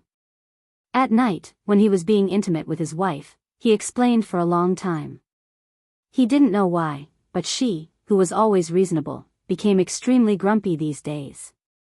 Not only did she not believe him, but she also framed him by saying that it was the evidence of him going out to flirt. County Magistrate Lu had no choice but to scratch himself again to show his innocence. Even now, it was still burning. He began to miss the days when Lu Yi was here. How could he deal with such a small matter? The imperial court is about to issue a law. From now on, women in our Jing kingdom can only get married at the age of 16. Those who violate this law are disobeying the imperial court and the law, ordinary people couldn't stand this kind of intimidation. After saying these words, the groom left dejectedly. The bride, on the other hand, beamed with joy and shouted that she was just and honorable, which slightly comforted County Magistrate Liu. He let out a long sigh. From the perspective of justice, the imperial court's action was good, but the real trouble was just beginning. Delaying the earliest date for a woman to get married at the age of 16 also meant that those poor families also had to raise their daughters to the age of 16. For them, this undoubtedly increased a lot of burden. How many of those people at the bottom of the social ladder would treat their daughters as real people? The imperial court's action was still thoughtless. Not only that, besides the unstable feelings of the people, there were also some aspects of the capital that had become somewhat abnormal. Behind the chaos, there seemed to be an invisible hand pushing things forward, causing people to be alarmed. The inexplicable disappearance of people in the capital, the abnormalities of several dozen families in a village outside the city, the mysterious divine empress, returning to the rear hall, County Magistrate Liu paced back and forth for almost an hour. He didn't even pay attention to the concubine that came to him of her own accord. After thinking for a while, he raised his brush and began to write on a booklet.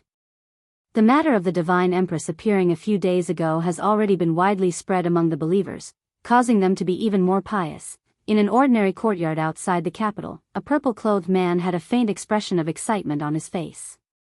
He said to the middle-aged Taoist nun, "In these past 2 days, my religion has gained more than 100 believers.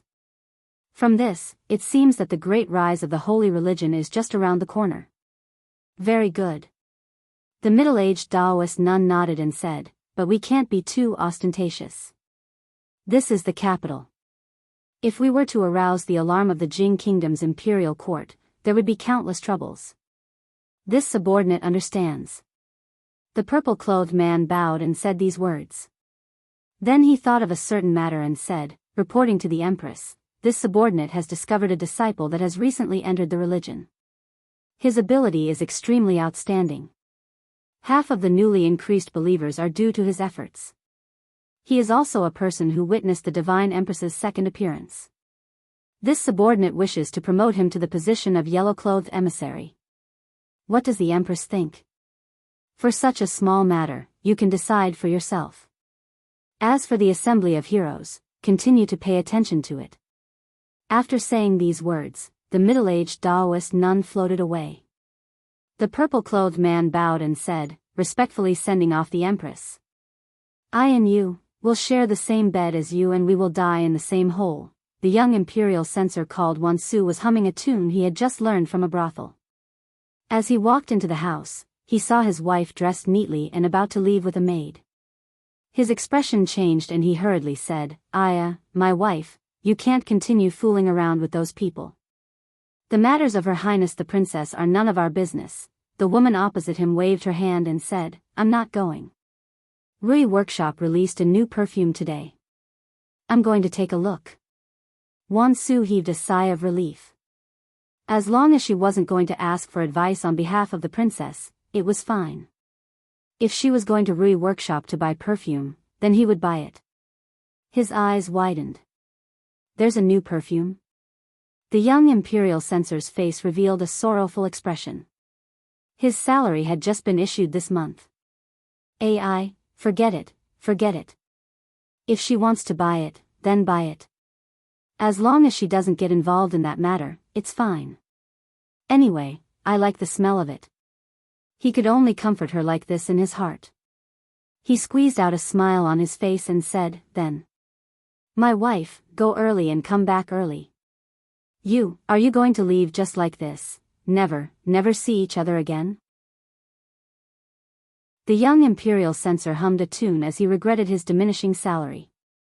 "There's a new show in the brothel?" The woman didn't leave and looked at him as she asked. Oh, yes." Wansu turned around and nodded his head. "What's it called?" the woman asked again as she was about to board the carriage. Wansu thought for a moment and said, "I think it's called Peacock Flies Southeast." "Yes, Peacock Flies Southeast." Wansu nodded his head and said with absolute certainty, Note: the tune Imperial Censor Wan is humming is an excerpt from the U opera, Peacock Flies Southeast. Chapter 523. Have you been to the Jade Yard recently? No, what's wrong? Is there a new girl in the Jade Yard? There's no new girl, but there are a lot of new styles. It's a pity that you didn't go. Tell me, my husband went back to his parents' home today. I'll go and have a look tonight. Tisk tsk, what the girls in the Jade Yard are wearing now is called seductive. Do you know, they don't wear undergarments now, that's called bras. Oh, no, I have to buy some for my wife. Li Yi was a little stunned when he saw two young men deliberately raising their voices to discuss something on the street, attracting the attention of many people in the same field. Who hired these actors? Their acting skills were poor, exaggerated, and their lines were not deep at all. Could they be any more fake? When he was thinking about this, he saw a man suddenly came up and said in surprise, "Brother, are you talking about the most popular new underwear in the capital recently? To be honest, I also want to buy a set for my wife, but I don't know where to buy it." "Brother, I'm sure you're a kindred spirit. Then, I won't hide it from you." The man who spoke just now smiled and said, "Go straight along this road, turn left at the first intersection, turn right at the second intersection, and walk for another 10 feet or so. You'll see that shop. But, only women can enter that shop. Brother, remember to bring your wife." "Oh, thank you brother, young master, what are they talking about?" Xiao Huan blinked and asked. "Children shouldn't ask so many questions, let's go and watch the play," Li Yi said as he patted her head. "I'm not young anymore." The servant girl lowered her head to look at herself and muttered. Then, she quickly followed after the servant girl. Seeing that more and more people gathered there, Li Yi was surprised. The underwear reform was really carried out by her, but the marketing method was a little low. Maybe she would only realize it after suffering some losses. Passing by the shop mentioned by the man just now, he saw that the line of women outside the shop was already 3 to 5 feet long. Each of them was gorgeously dressed, and they were even throwing flirtatious glances at the men passing by, constantly urging the people in front of them to hurry up. At the door of the shop stood a woman who was even stronger than Fong. She was the one who blocked him outside the workshop and refused to let him enter. Just now, she had said that she might suffer a loss. She did not expect the shop's business to be so good. Her old face was burning with pain. She pulled Xiao Huan away quickly. If she stayed for a while longer, she might enter the shop to take a look. It didn't take long for him to realize that the majority of those people were women from brothels. Women from ordinary families wouldn't be so bold as to openly buy those shameful and intimate items. The brothels probably had no choice but to improve their core competitiveness because of the Jade Yard. If they lost to others in certain aspects, as time went on, they wouldn't have enough fame, and the brothels would lose. Although the price of those small pieces of cloth was a little expensive, it couldn't stop the customers from liking them. To listen to the opera, they naturally had to listen to the most popular opera of the past few days, The Peacock Flies Southeast. The popularity of the brothel could be seen from the fact that the tickets for each show were sold out. There were a few standard brothels. Other than the ordinary shows, there was also a VIP area for women. The tickets for the VIP area were slightly more expensive, but the service was more attentive. In the summer, they provided free smoothies and cold drinks. As for the women's area, it was only recently opened. There was a difference between men and women, especially for women. They couldn't squeeze in with so many men in a crowded place. The one who first suggested this idea was Ruoqing. Among the women, there were actually quite a few who liked to listen to opera. They were more emotional, and they were more partial to operas that depicted love like The Cowherd and The Weaver Girl and The Peacock Flies Southeast. When Li Yi and Xiao Huan walked into the brothel, they saw many women with masks covering their faces coming in and out. From their clothes, they didn't look like ordinary people. Today, Rui was invited by the Crown Princess. These few days, they had a lot of gatherings. Naturally, Mississippi Lou was busy every day. Even Yongning was invited to stay in the palace for 2 days by the old emperor. In her boredom, she could only bring Xiao Huan out to watch the opera. The Peacock Flies Southeast was a recent opera. It was about the Eastern Han Dynasty. The talented and beautiful Lu Lanji and Lu River's petty official Jiao Zhongqing were sincerely in love. However, her mother-in-law, Jiao Zhongqing, was not able to bear a child for 2 to 3 years. Lu Lanji resolutely asked to return. Jiao Zhongqing's pleas to her mother were in vain. The couple could only bid farewell, and both of them swore that heaven would not betray each other. After Lu Lanji returned home, her evil brother forced her to marry. Helpless, she agreed to marry the governor's son. Jiao Zhongqing rushed over when he heard the news. The couple promised to meet in the netherworld. On the day of Lanji's wedding, Lu Lanji raised her body to the pond of purity, and Jiao Zhongqing hung himself on the southeast branch. Both husband and wife died for love. Before the opera began, an old storyteller first read The Peacock Flies Southeast in a hoarse and sorrowful voice. On the day the cows and horses neighed, the bride entered the green hut. After dusk, the people settled down. My life ends today, my corpse remains. She took off her dress and shoes, raising her body to the pond of purity. When the official heard this, he knew that they would be parting for a long time. Wandering under the garden tree, hanging himself on the southeast branch. Before the opera began, Xiao Huan was already hugging Li Yi's arm and sobbing softly. Young master, Lanji is so pitiful. That old granny, why is she so bad? A good love story, shouldn't the ending be 2 people getting back together again and living happily for the rest of their lives? One raised her body to the pond of purity, the other hung himself on the southeast branch. It was really pitiful. Li Yi patted the little servant girl's shoulder to comfort her. It was a little pitiful, but there was nothing he could do. If it wasn't pitiful, how could he move more people? If it wasn't pitiful, how could he cause many women to reflect on their own status and have the slightest desire to rebel against feudal ethics and feudal etiquette? If it wasn't pitiful, how could this fire burn even brighter?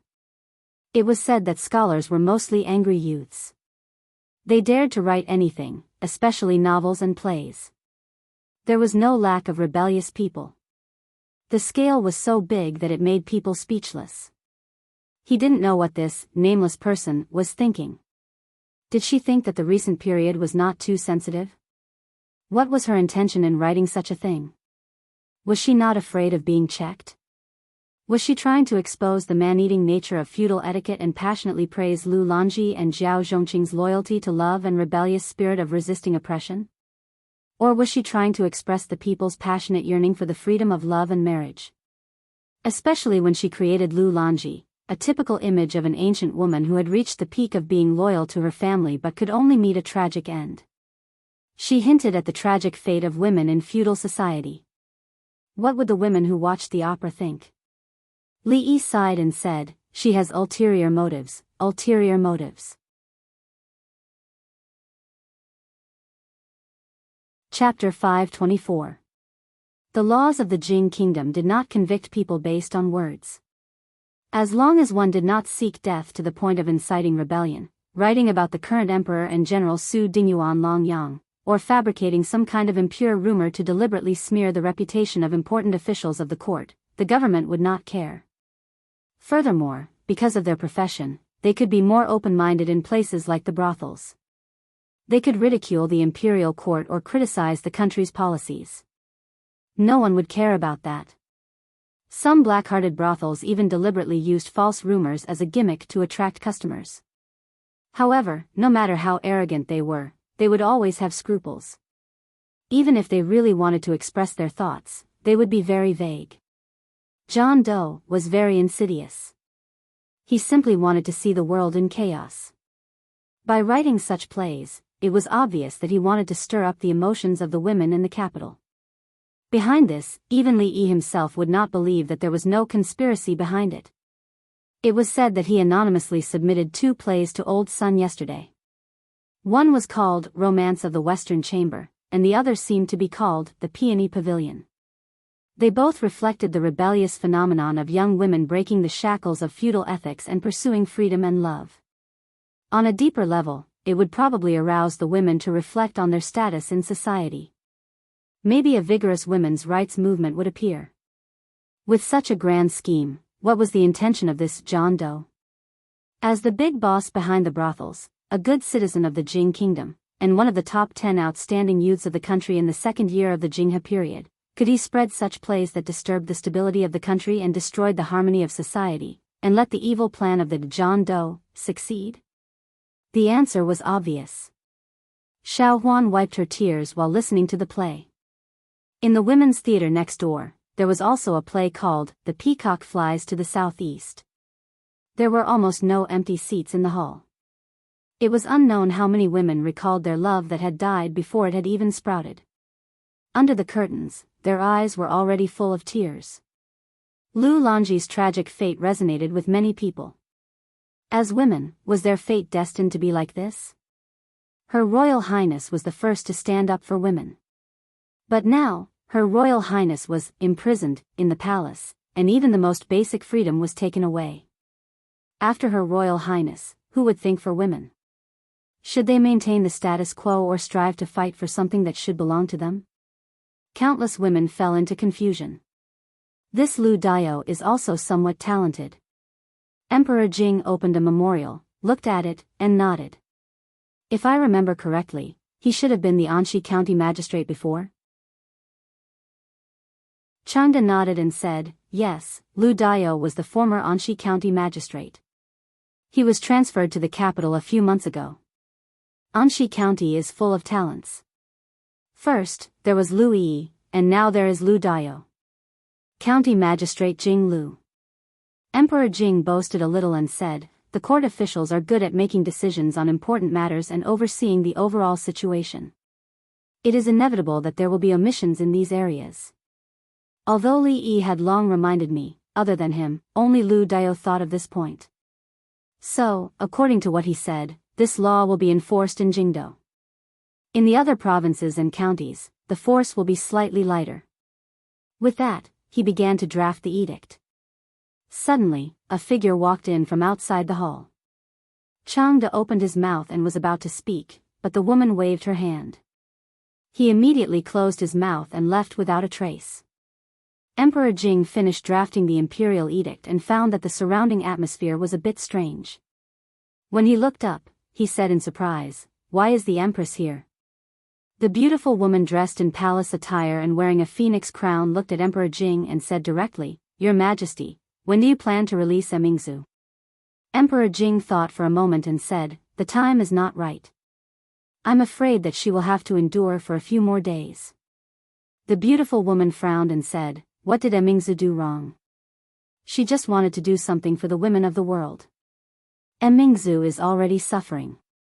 If your Majesty makes things difficult for her, I will not agree." Emperor Jing said, "When did I make things difficult for her? She is in the morning dew hall every day. She has wine to drink and meat to eat. Other than not being able to go out, her life is much better than mine. I just want to tell your Majesty that if you still don't release Emingzu, your Majesty will have a headache."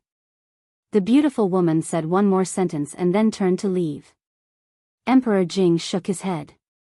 Of course, Emingzu had to be released, but he had to wait a few more days. When the heat of the matter died down, it would be much easier. If he brought it up now, there would probably be countless voices of opposition in the court.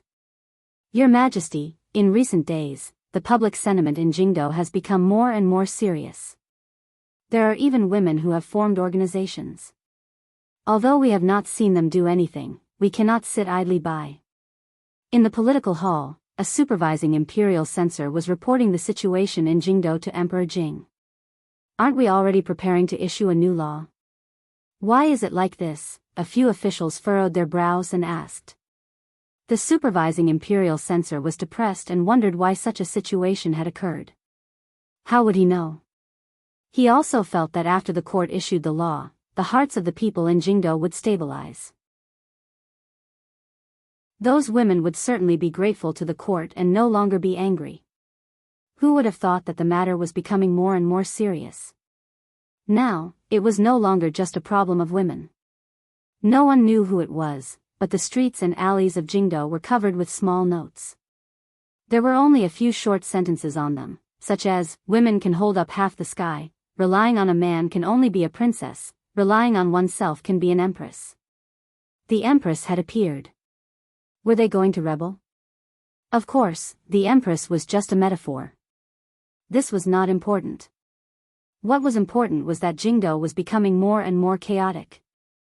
A certain man who often beat his wife was found on the street this morning. His face was bruised and swollen, and his original appearance could not be recognized.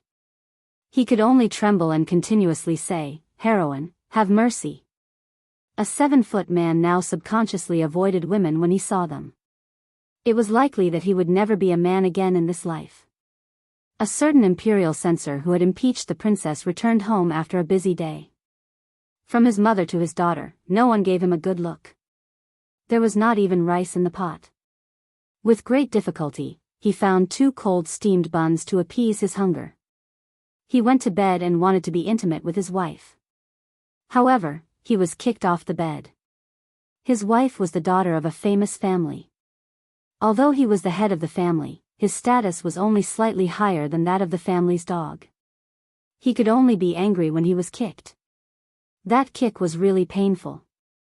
A certain imperial censor rubbed his waist and continued, "As of this morning, nearly 1,000 women have signed a petition for Her Royal Highness.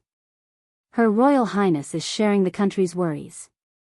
In a moment of desperation, she has lost her etiquette in the court. It is pardonable. May I be so bold as to ask your majesty to pardon the eldest princess?" Censor Lin's words are reasonable. "I ask your majesty to pardon the eldest princess." I second that.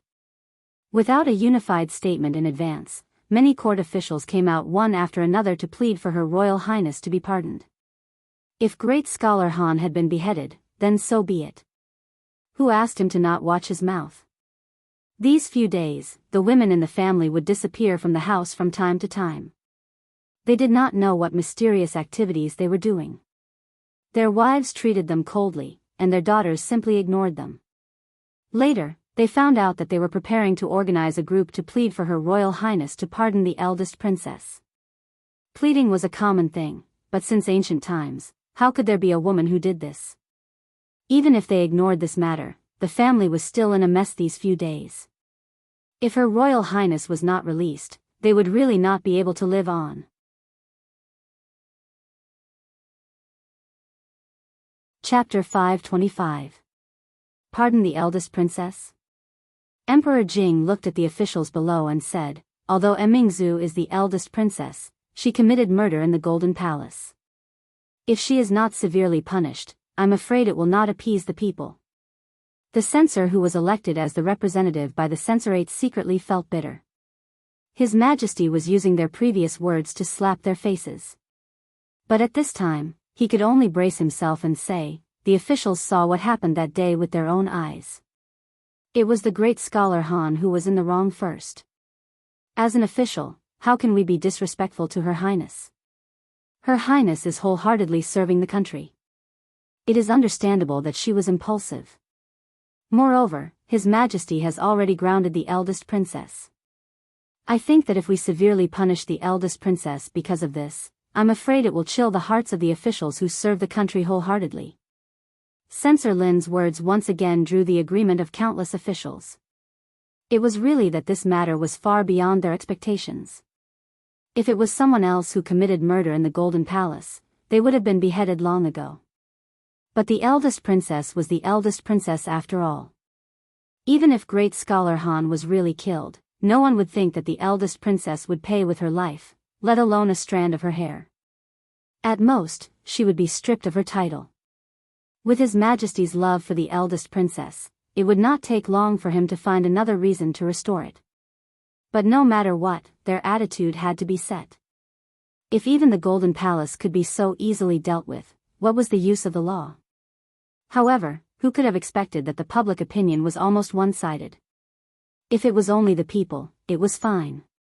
Even the daughters of the wealthy and officials had a strong reaction to this. They joined forces to petition His Majesty to pardon Her Highness the eldest princess.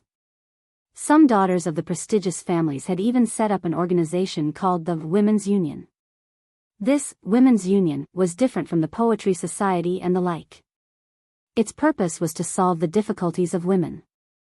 In recent days, they had vigorously promoted the matter of late marriage and late childbirth in the capital city. To some extent, it had saved a lot of effort for the court. Although Her Highness the eldest princess was still grounded in the palace, she was the first president that they had jointly elected. These days, she had been going around for the eldest princess's matter. Even the officials had a headache. Every single one of these women had a powerful background. The Wang clan and a few other large clans, families of generals, a few princesses, and even a few ministers of the imperial court had people from their families. This was a force that could not be easily shaken. Since all of you have said so. Emperor Jing looked thoughtful and said, Changde, go to the morning dew hall, you're out so soon. Li Yi looked at Her Royal Highness who was standing in the courtyard in astonishment. It seemed that the officials in the court were even more impatient than he had imagined. Women's Union? Mingzu looked at him and asked, is it your doing? What Women's Union? Li Yi looked back at Li Xian and asked, you did it? Li Xian shook his head. He had indeed done a lot of things these days, including encouraging the Wang clan and a few other large clans and families of generals to unite to put pressure on the imperial court. But this Women's Union really had nothing to do with him. It's a new organization established by some women from influential families in the capital. They said that they wanted to unite and do something for women. They elected me as the first president. I'm considering. When Mingzu hesitated, Li Yi waved his hand and said, what else is there to consider? You don't know what kind of position you have in the hearts of the women in the capital. No one is more suitable than you for this position. The president of the Women's Union was the patron saint of all the women in the Jing kingdom. She had a halo above her head. If she did more practical things for women, half of the world would fall to her side with a wave of her arm. Of course, it was impossible for her to start a vigorous feminist movement now. The concept of male superiority and female inferiority had been deeply rooted and could not be easily changed. In fact, even those women themselves, under the inspiration of the unknown man with ulterior motives, could only have some vague ideas in their hearts and could not be grasped. The establishment of the Women's Union was such a result. They still did not know the direction. They only knew that by doing this, they might be able to slightly change something. They did not dare to think about it before and had never thought about it. Now Her Royal Highness stood up and led them to take a big step forward. Maybe they could take a few more steps in the future. Really has nothing to do with you. Mingzu looked at Li Yi with a face full of doubt. I swear, it's definitely not me. Li Yi raised 4 fingers and pointed to the sky. If this really has anything to do with me, let me. As he spoke, he looked at Her Royal Highness. After a long time, he put down his slightly sore arm, looked at Mingzu and asked, why didn't you stop me? This was definitely not right. Logically speaking, when he was about to swear, Her Royal Highness should not have quickly covered his mouth and said with a touched face, enough, I don't need you to swear, I believe you. Go ahead, I'm listening. Her Royal Highness crossed her arms and looked at him. Boring. Li Yi shook his head, stood up, and walked to the indoor playground at the side. Hey, Li Bingning, can't you just sit there quietly? Why are you playing the slide? Come down. Mingzu looked away from Li Yi's back and looked at Li Xian. Li Xian spread out his hands and said, it's definitely not me, but in my opinion, there is no harm for you to be the president.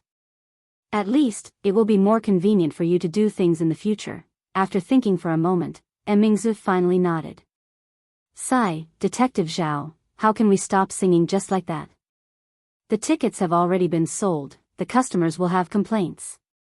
Inside the brothel, Old Sun looked at a man dressed like an official with a troubled expression. Sigh, Old Sun, this is what the higher-ups want, we are just following orders. The official with the surname Zhao sighed and said, the imperial court is already looking for that Wu. Say, why don't you think about it, at this time, can this kind of show still be performed? Old Sun's expression changed and said, Detective Zhao, we don't know either, it is not allowed by the imperial court. Moreover, we bought it from someone else. I know. In all of the brothels in the capital, only you have the most conscience. You never spread rumors. Last time, in the case of Deputy Mayor Ma, it was you guys who helped to clear his name. Even the censorate praised you guys. The tile house in the west of the city, which was the first to perform this kind of show, has been completely sealed. Lord Lu specially instructed me not to make things difficult for you guys. Detective Zhao waved his hand and said, Old Sun, don't worry, this matter is not your fault. If you want to blame someone, blame that Wu.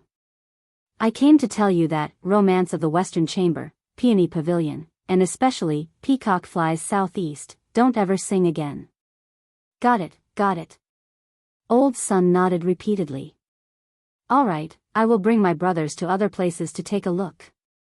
Detective Zhao waved his hand and turned to walk out of the brothel. Everything was fine, why aren't we allowed to sing anymore? Old Sun shook his head in pity. The tile house in the west of the city has been sealed, we can just buy it. Forget it, we will talk about this in the future. That Mulan should start rehearsing.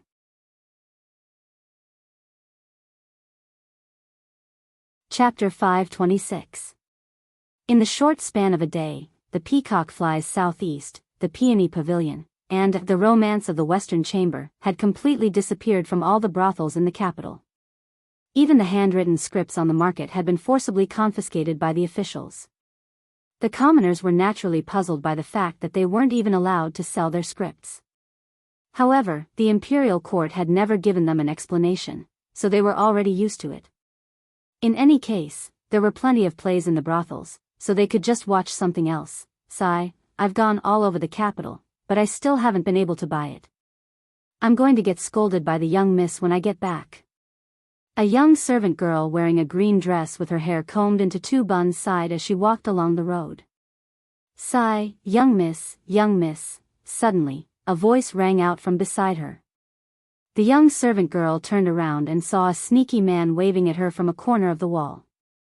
That man was ugly and extremely wretched. Thinking of what her mistress had said before, that in the capital, there were people who specialized in abducting and selling beautiful young girls like her, the young servant girl nervously retreated a few steps. Suddenly, someone grabbed her arm and forcefully pulled her into a small alley on the side. Save. Ugh. She only managed to shout one word before her mouth was covered. It's over. The young girl's eyes immediately filled with tears when she thought of something extremely terrifying. Young Miss Qin, I'm afraid I won't be able to see you again. Lower your voice. The voice of a man behind her was a little anxious. Sensing that the man had let go of her, the young servant girl immediately took 2 steps back and looked at the man warily. A lewd smile appeared on the face of the wretched man. He unbuttoned his clothes and walked step by step towards the young girl in the corner of the wall. What do you want? The young girl's voice trembled, and her large eyes were filled with endless fear. Young miss, don't be afraid. The man smiled lewdly as he tore open his clothes. Both sides of his clothes were filled with pockets, and in the pockets were many thin books. The man revealed a mysterious smile and said, Young miss, do you want books? The Romance of the Western Chamber, the Peony Pavilion, and the Peacock Flies Southeast, all have them. They're all uncut versions. The young girl's expression froze. A moment later, the man sent the young servant girl out with a smile and said fervently, Young miss, you can go ask around. My prices here are the lowest in the surrounding 18 streets. If you want to buy any other books, you can come find me here. If you want more than 10 books, I can even lower the price by 1 copper coin per book. That depends on how clear your copy is and how many mistakes there are. The little servant girl waved her hand and said, All right, if you still want to buy it, I will come here to find you. The girl carried the booklets like a thief and disappeared into the crowd in no time. I'm not allowed to sing anymore? Li Yi took a sip of tea and asked. Old Sun, who was sitting to the side, shook his head and said, "Yes, the government just sent someone yesterday to say that Peacock Flies Southeast, Romance of the Western Chamber, and Peony Pavilion are not allowed to sing. If you don't want me to sing, then I won't sing." Li Yi waved his hand and didn't care at all. This incident was within his expectations. If it weren't for the incident with the princess, these 3 plays would at most be considered as skirting the boundaries in the current era. They were nothing in the brothel, and there were many other brothels that were even more ambitious than these. Unfortunately, the brothel just wanted to produce some new plays to attract customers, but they encountered such an incident. It was really unfortunate. Moreover, John Doe's goal should have already been achieved. Romance of the Western Chamber and the Peony Pavilion were also banned books in ancient times, but even Sister Daiyu was obsessed with them. Didn't the young ladies of the big families and noble ladies also have a copy of it, hiding it under their pillows in their rooms and secretly reading it when no one was around? Old Man Sun asked with uncertainty, "Then, do we still want Mulan?" "Yes, of course. Why not?" Li Yi looked at him and said, "Who is Hua Mulan?" "She is loyal and filial, and joined the army on behalf of her father. She is a heroine. Didn't there have been plays about her in the past? We just want people to cherish the memory of heroes.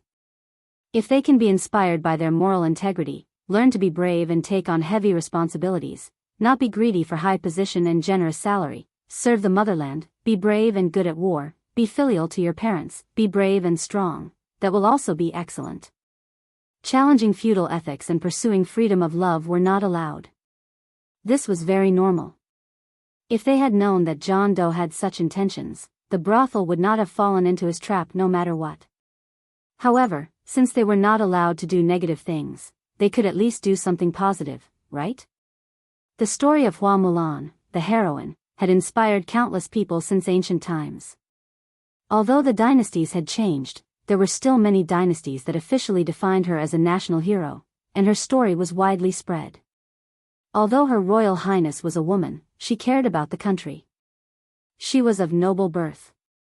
In order to understand the feelings of the people, she was willing to leave the palace and become a small constable. When the country's reputation was about to be damaged, she stepped forward bravely and risked her life to fight a grandmaster. Now, she did not hesitate to be imprisoned in order to speak up for the women of the world and change the unhealthy atmosphere in society. What kind of spirit was this? This was the spirit of internationalism. This was humanitarianism. This was the spirit of patriotism. All the people of the Jing kingdom, regardless of gender, had to learn from her spirit of selflessness. From this point, they could become people who greatly benefited the people. A person's ability varied, but as long as they had this spirit, they would be a noble person, a pure person, a moral person, a person who was free from vulgar interests, and a person who was beneficial to the people. Her Royal Highness was such a person. Wasn't this the current Hua Mulan? No, Her Royal Highness had even more noble sentiments than Hua Mulan. It was not enough to just be Hua Mulan. When he had time, he would flip through the history books to see if there were any other national heroines who were not inferior to men. Heroes should receive the glory that belonged to them, and should not exist in the dusty history books. "You're right, sir." Old Sun looked enlightened. "You're really thoughtful, sir. I'll go back and urge them to hurry up and rehearse. Also, I'm afraid that this kind of play will be more popular among the women. When that time comes, we should add a few more women's performances." Fong was arm wrestling with Princess Shanning's guards on the stone table in the courtyard. It was a 1v5. All 5 of them were red in the face, but he still looked relaxed. The arrogant Lolita was so angry that she kept complaining that her guards were useless. She stopped watching and ran to the side with Yongming to play on the swing. After watching Old Sun leave, Li Yi stood in the courtyard and let out a long sigh of relief. After all, this was a feudal society. To be able to do this was already the best that could be achieved. The concept of men being superior to women had existed since ancient times. With the development of history, the status of women became lower and lower. However, it did not fall in a straight line. There would always be some ups and downs. During the Tang dynasty, the status of women had reached its peak in the past few hundred years. Divorce was common. Not many people would criticize a woman for not following the virtues of a woman if she rode a horse and hit a ball in public. It was even more so in the palace. There were countless love triangles and quartet relationships. Of course, the elegance of the women of the Tang dynasty was not something that the women of the Jing kingdom could envy. However, they were still the continuation of the Tang dynasty, so they could always inherit some of the style of their predecessors. This was especially reflected among the nobles. In recent years, the emperor had deliberately supported the poor students and weakened the influence of the rich families in the court. The poor students had a weak foundation and needed to find a backer. The rich families wanted to expand their influence, so the daughters of the rich families married into the lower class. This was the best choice for both sides. In the past few years, it was popular to the point that some married students did not dare to look at the list. Not to mention the poor students, among the noble families, the probability of marriage was close to 90%. Who didn't have a powerful family and had not suffered much since childhood? How could they be bullied if they married into your family? This led to many high-spirited officials in the court, but when they returned home, they immediately shrunk their necks and behaved themselves. According to the analysis of the intelligence agencies, some officials in the Jing kingdom were so strict with their wives that it was shocking. Although they might not be influenced by women in some important decisions, in the upper class of the capital, women still had a lot of power. Li Yi didn't expect them to be able to completely subvert the tradition and start a revolution, to lead the women of the Jing kingdom to become the masters, to suppress the men under their bodies. This was impossible. Of course, it was still possible under special circumstances. What's more, the purpose of the nameless man was not to start a vigorous women's rights movement from the beginning. The seed had been planted. Who knew what would happen in the end? Maybe it would be strangled as soon as it sprouted. Maybe it would grow into a towering tree. But no matter what, there would be some changes. He would leave the rest to Her Royal Highness. To him, this matter had completely come to an end. Li Yi shook his head and stopped thinking about it. At a certain moment, he inadvertently glanced over and his expression changed. Li Bingning, come down. Who allowed you to climb the tree? Li Yi walked into the yard and pointed at the proud Lolita who was sitting on the tree and making faces at him. He said angrily, if you don't listen to me, I won't take you out to play anymore. TSK TSK TSK. The proud Lolita stuck out her tongue at him and waved a bird egg in her hand. She said proudly, look, I dug it out. I'm good, right? The proud Lolita had dared to climb up the tree to dig out a bird's nest. She had already climbed up the tree. The next step was probably going to be the sky. Mississippi Lou had to hide the kite that she brought from the Crown Prince's residence. Will you climb the tree again next time? When Li Yi asked her with a straight face, the proud Lolita hid behind Rui. He could not even see her face. I'll go and cook, Rui said with a smile. There were cooks in the mansion, but Rui still cooked most of the time. Sister Rui, I'll go help you. The proud Lolita slipped away even faster. She stole a glance at Li Yi and rushed into the kitchen before Rui. Li Yi rubbed his eyebrows helplessly.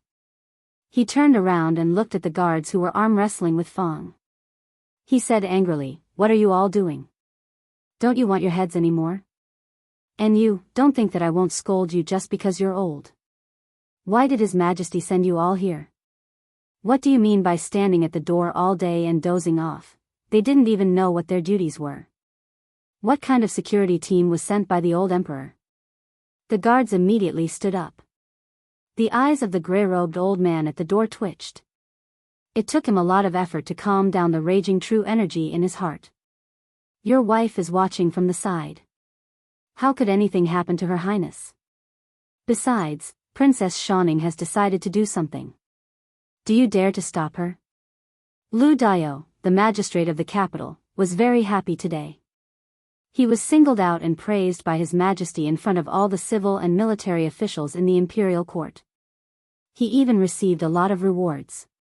Looking at the envious eyes of the big shots who were usually more powerful than him, He felt as if he had drunk a bowl of iced sour plum soup on a hot day.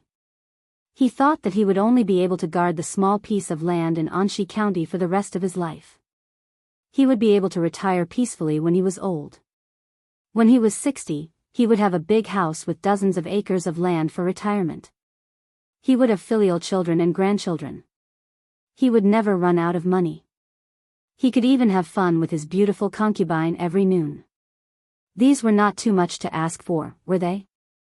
But he never thought that when he was middle-aged, he would seem to be bewitched. His good luck was so good that even he was afraid. First, his Anshi County had a good reputation and was rated as an advanced and civilized county in the country. He was also inexplicably promoted from Qing and prefecture to the capital and to the center of power. Although he was only a small county magistrate, he was able to sit in the position of the magistrate of the capital at his age. It was hard to say what position he would be promoted to in the future. Initially, he thought that as long as he did his job conscientiously, he would be able to catch His Majesty's eye as he was familiar with the way things were done in Anshi County. In any case, he was familiar with the way things were done in Anshi County. But who would have thought that after such a short time, before he had even warmed his seat, he would be summoned by His Majesty and come to the court for a one-day tour.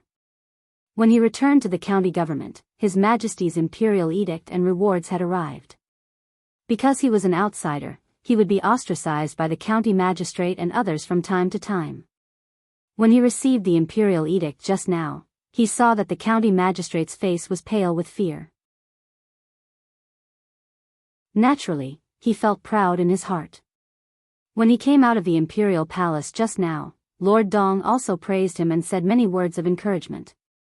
When Lord Dong was still the magistrate of Qing and prefecture, he was Anshi County magistrate. Now that he was working under Lord Dong, he could be considered to have a backer. As the son-in-law of Prime Minister Shen and a person highly valued by His Majesty, Lord Dong's official career would certainly not be limited to a mere capital magistrate. This was not the only happy event recently. That good-for-nothing boy of his had worked hard and actually passed the entrance examination of the School of Mathematics.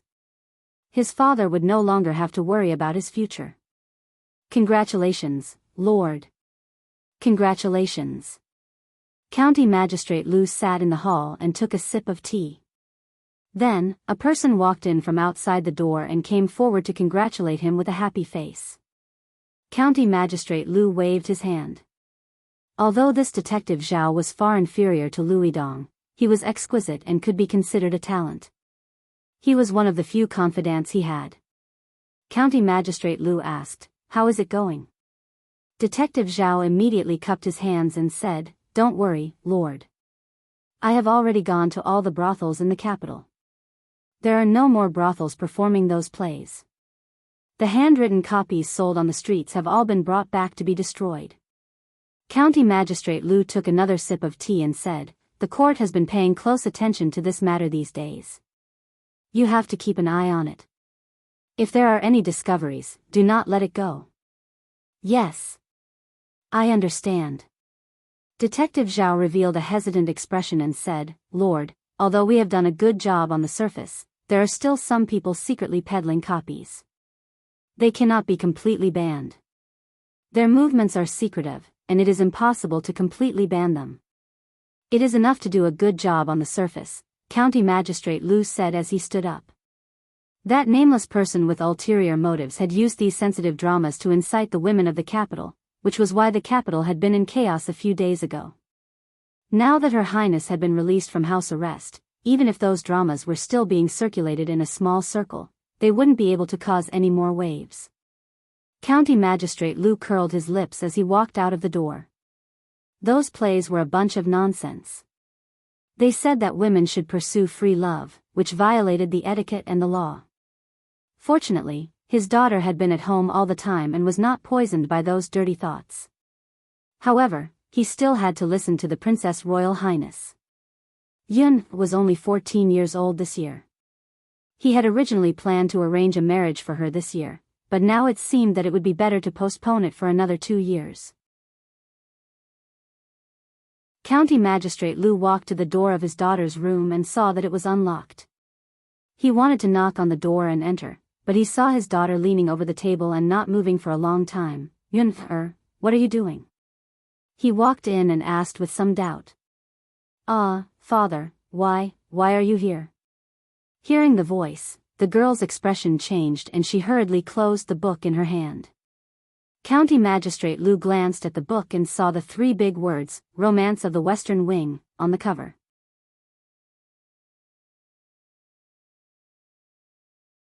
Chapter 527. It's over, it's over. Miss has been discovered. The girl named Xiaoqin put her ear to the corner of the window and looked frightened. I'm so angry. I'm so angry. After a while, County Magistrate Lu came out of his daughter's room angrily and locked the door. Seeing the little maid standing by the window, he asked, Xiaoqin, come here. The little maid trembled and came over. County Magistrate Lu threw the book, Romance of the Western Wing, on the ground and asked angrily, Tell me, how did Miss get this book? Master, I. Seeing County Magistrate Lu's angry look, the little maid trembled and couldn't say a word. Did young master give it to her? County Magistrate Lu suddenly frowned. This guy doesn't learn good things all day and only teaches his sister bad things. How dare he give her such a shameless book? I'll skin him alive. The little maid looked puzzled. Young master? It's really that brat. County Magistrate Lu's face darkened and he said, Keep a close eye on Miss and don't allow her to step out of the door. Brat, he's getting bolder and bolder. Oh, the little maid stood there in a daze with a silly expression. Dad, it's really not me. The young man leaned against the window and shouted, I've been studying mathematics at home these days. Dad, let me out. Dad, I admit that I went to Jade Courtyard 2 days ago. But what happened to my sister has nothing to do with me. As County Magistrate Lu walked out of a moon-shaped door, the young man's voice gradually disappeared. All of them have grown up. County Magistrate Lu's face was livid. His daughter watched that kind of indecent drama and his son went to a brothel. No matter how he looked at it, it seemed that he, as a father, was not strict with his children. He had been busy with official affairs these days and indeed neglected to discipline them. Hey, where did Lord Lu go? Detective Zhao looked around the county government office with a puzzled expression. Until he saw a figure coming from the arched door, he hurried to greet him and said, Lord, what's the matter? Say it. County Magistrate Lu had a bellyful of anger and had nowhere to vent it, so he said coldly. Detective Zhao was startled. He knew that something was wrong with Lord Lu. If he had known earlier, he would have kept a low profile for a while. But now, he had no choice but to bite the bullet. He carefully said, Sir, in the city, the brothel in the city has a new show today. It's called Mulan, Hua Mulan. Lord Lu raised his eyebrows and said, Why is it a woman again? What do they want? Didn't I say that we are not allowed to sing these kinds of nonsense? Now that he heard things related to women, he was annoyed, so he naturally spoke with some anger. In that case, I'll tell them that they're not allowed to sing this song either. Detective Zhao probed. County Magistrate Lu said coldly, You're not allowed to sing. If anyone sings in a brothel again, bring him back. Then, he added, if it's old son, try to persuade him. All right, I'll go now. Detective Zhao nodded. I'll take my leave. He turned his head and walked out, mumbling, Everyone says that Her Royal Highness is the reincarnation of Hua Mulan. Women are not inferior to men. Who is Hua Mulan? How can she be compared to Her Royal Highness? Her Royal Highness? County Magistrate Lu's expression changed, and he immediately said, Come back. Sir, is there anything else? Detective Zhao quickly turned his head. County Magistrate Lu looked at him and asked, Is it just Hua Mulan? Is there anything else? Detective Zhao asked doubtfully, Sir, what do you mean? County Magistrate Lu looked at him and asked, Is there anything about eloping, drowning in the river, adultery, freedom of marriage, or anything like that? Detective Zhao thought about it and said, I don't think so. That Hua Mulan is a heroine. She's loyal and filial. She's brave and smart. The people are saying that Her Royal Highness is, there's no elopement. Why are you reporting that she drowned in the river? County Magistrate Lu pointed at his nose and said, do you have nothing to do all day? Hua Mulan is a national hero. She's not inferior to men. Why do you care about her singing and praising her? Do you think that I'm not busy enough? Detective Zhao stood rooted to the ground. His breathing was rapid, and his chest was heaving up and down. After a long time, he gradually calmed down. He looked at County Magistrate Lu and said, Sir, I have something to say. I don't know if I should say it. Say it. County Magistrate Lu was affected by what had just happened. His tone was slightly gentler. I forgot. Detective Zhao sighed. In the end, he didn't have the courage to say those 3 words to Lord Lu. He said, I'll take my leave. County Magistrate Lu waved his hand at him and stroked the short beard on his chin. Hua Mulan, Princess Royal. Could this be the doing of the Princess Royal or Her Majesty? The Princess Royal's Women's Union had the support of Her Majesty and Her Majesty the Queen. This move was probably to further establish the Princess Royal's prestige in the hearts of the people. If he messed it up, that was close. County Magistrate Lu patted his chest and was secretly shocked. Recently, the Tsundere Loli had been pestering Rui for some reason. She stopped swinging on the swing and stopped playing on the slide. Instead, she circled around Rui all day. Her behavior was extremely abnormal. It was not easy to get rid of her. Only then did he have time to spend alone with Rui. Before he could walk over and talk to her, Mississippi Lu stood at the door and coughed softly. She looked at Li Yi and said, Can you go out for a while? I have something to say to my sister. One Tsundere Loli had just left, and now another one was here to cause trouble. Li Yi glanced at her and said with some dissatisfaction, What is it that you can't say directly? Leaning against the door, Mississippi Lu crossed her arms and stared at him. After a while, Li Yi and Tsundere Loli squatted in the yard. There was a simple chessboard drawn on the ground. Let's make it clear in advance. This time, your elephant can't fly, and the mouse can't drill into the ground. Tsundere Loli looked at him and said warily. A disdainful expression appeared on Li Yi's face. Was it necessary for him to use Dumbo and the gopher to play chess with an 11-year-old girl? Through the messages between the brothels, the news of the upcoming hero assembly should have almost spread throughout the martial arts world. However, there is only 1 month before the assembly begins. It's still a little tense. Some people might not be able to make it in time. Mississippi Lu sat by the bed and said to Rui while looking at her. Rui thought for a while and said, Then let's postpone it for another half a month. We have to wait until most people arrive. Mississippi Lu said hesitantly, In this way, there will be a lot more expenses. If the expenses are not enough, we can withdraw money from home. Rui thought for a while and said, The qualification for the leader of the martial arts world is limited to the heaven list. It should be able to save a lot of time and expenses. Okay, Mississippi Lu answered straightforwardly. There were countless masters in the martial arts world. No one would have thought that the hero assembly that swept through the martial arts world like a storm these days, the biggest event in the martial arts world in the past few decades, was decided in this way. The qualification for the leader of the martial arts world is limited to the heaven list. It was this short sentence that caused the fight for the heaven list to reach its climax in the near future. The reason why this decision was made was that it could save time and expenses. Sister, are you really not planning to? Mississippi Lu raised her head. She only managed to finish her sentence when Rui shook her head and said, You know, I can't do these things. Mississippi Lu did not speak again.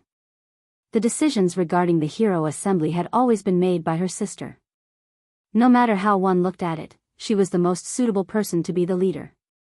However, she did not have any thoughts about this position that countless people were fighting for. She looked outside the door and shook her head. The two of them were becoming more and more alike. I won. The proud loli stood up with a proud face. If you don't act shamelessly, you won't be able to win against me. Li Yi frowned and thought for a while. He raised his head and looked at her. He asked, "Have you heard of Tiger? The kind that can jump out of the enemy's encirclement with its tail?"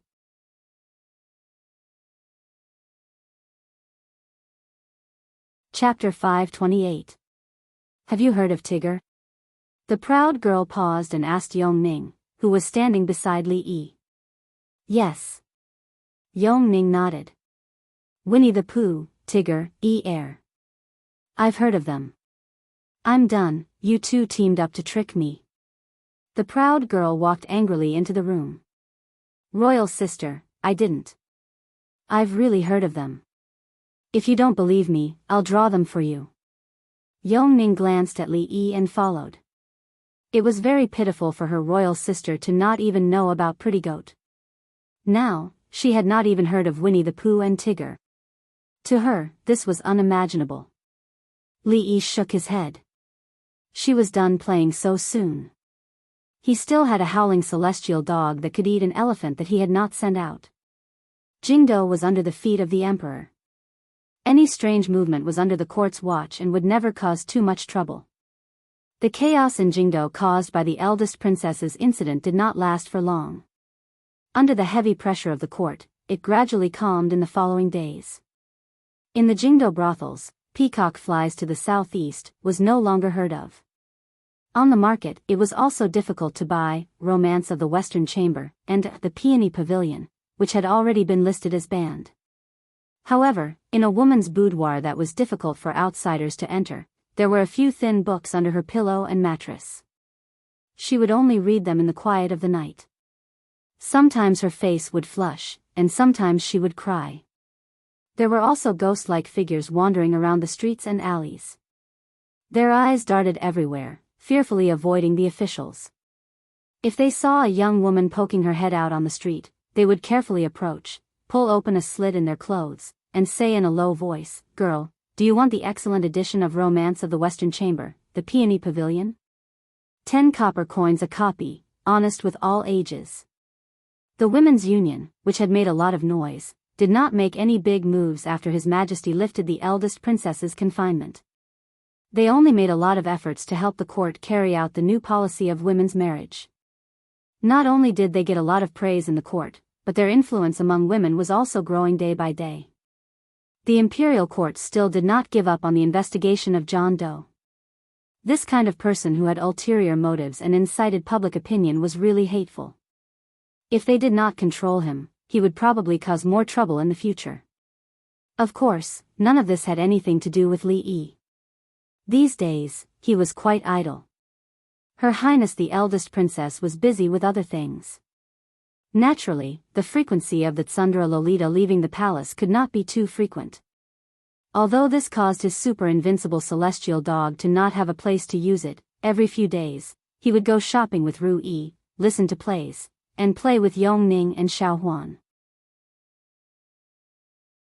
His days were rather leisurely. In the blink of an eye, it had been more than a month since Yongning left the palace. "Whose child is that?" Zheng Zumo asked Li Yi, looking at the little girl playing with Xiao Chui and Yu Zhu. "A relative." Li Yi could only answer this way. Even the old mistress almost couldn't control herself when she found out about Yongning's identity for the first time. The fewer people who knew about this, the better. Moreover, for her, she preferred the life of an ordinary person at the moment. These days, he would occasionally bring Yongning here. After all, the brothel was getting bigger and bigger.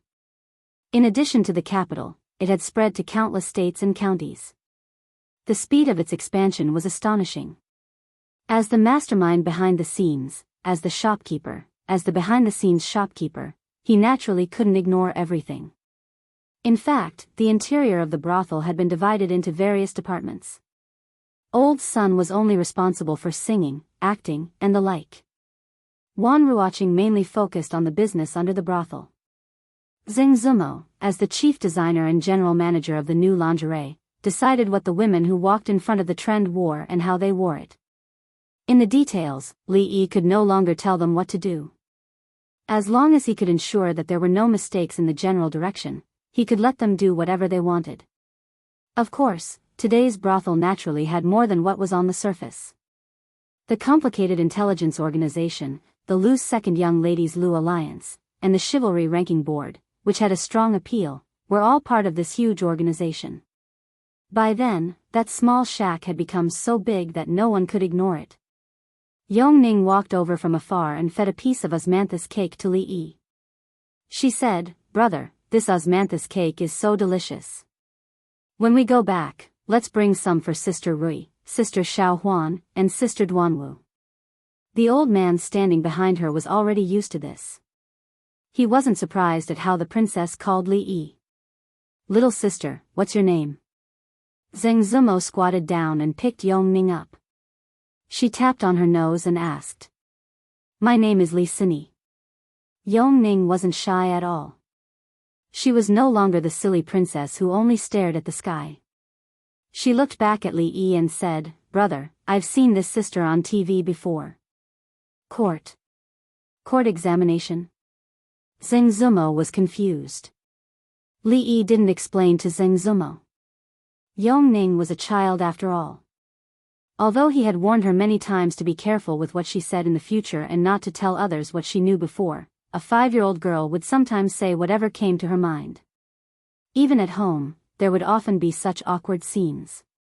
Rui and Xiao Huan were already used to this. TV means. Anyway, they are praising you for being beautiful. Li Yi thought for a long time but couldn't come up with a reasonable explanation. He looked at her and said, "Children speak without fear. Don't take it to heart." Children's ability to distinguish was not very good. Perhaps they thought she was a character in a costume drama on TV. Actually, after hearing what she said, Li Yi also felt that she was somewhat similar to a famous actress in costume dramas. Children speak without fear? Zheng Zumo was dazed for a moment before she understood what he meant. She gritted her teeth and looked at Li Yi coldly. "Let's go. I'll take you out to play." Zheng Zumo glared at him and walked out with Yongning in her arms. The grey-robed elder flashed and was about to make a move when Li Yi tugged at his clothes and said, "It's fine." Outside, Zheng Zumo was already playing on the swing with Yongning. Li Yi held his chin with one hand. He still didn't see the underwear show he wanted to see, but he saw many pictures of the latest styles. Miss Zheng was Miss Zheng after all. She bought all the underwear of the women in the brothels in the capital. Although it was far from replacing the underwear, she had actually started the underwear business at the same time. The underwear shop had now become famous in the capital. Until now, although the women in the brothel were the most buying, there were already some bold women who had begun to test the market, especially in the shop with slogans such as, "It's good to be a woman." Slogans such as, "Even the birds and geese sink, and the moon and flowers blush in shame, all because I'm standing up for you," and, "What's holding up isn't yourself, it's his heart," were sent out and circulated among the women. When he took out these advertising slogans, because he looked at Miss Zheng a few more times, she threw a few pillows at him. Of course, even if this kind of underwear was still a bit conservative, very few women would wear it. The pleasure of the couple in the bedroom was one thing, but most of them would secretly try it on at home. After all, no one wanted to lose some of the characteristics of a woman after a few years. No matter what, this was for the sake of women. Li Yi drank a cup of tea to moisten his throat. Just as he was thinking about whether to use the Princess Royal's power to help with the publicity, he heard singing coming from outside.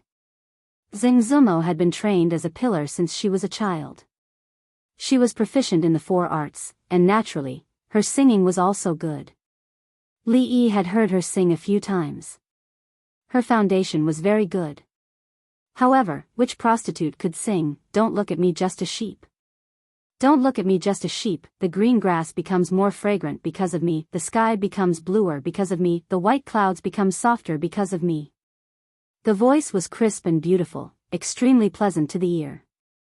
Li Yi didn't have time to swallow a mouthful of tea and sprayed it all out.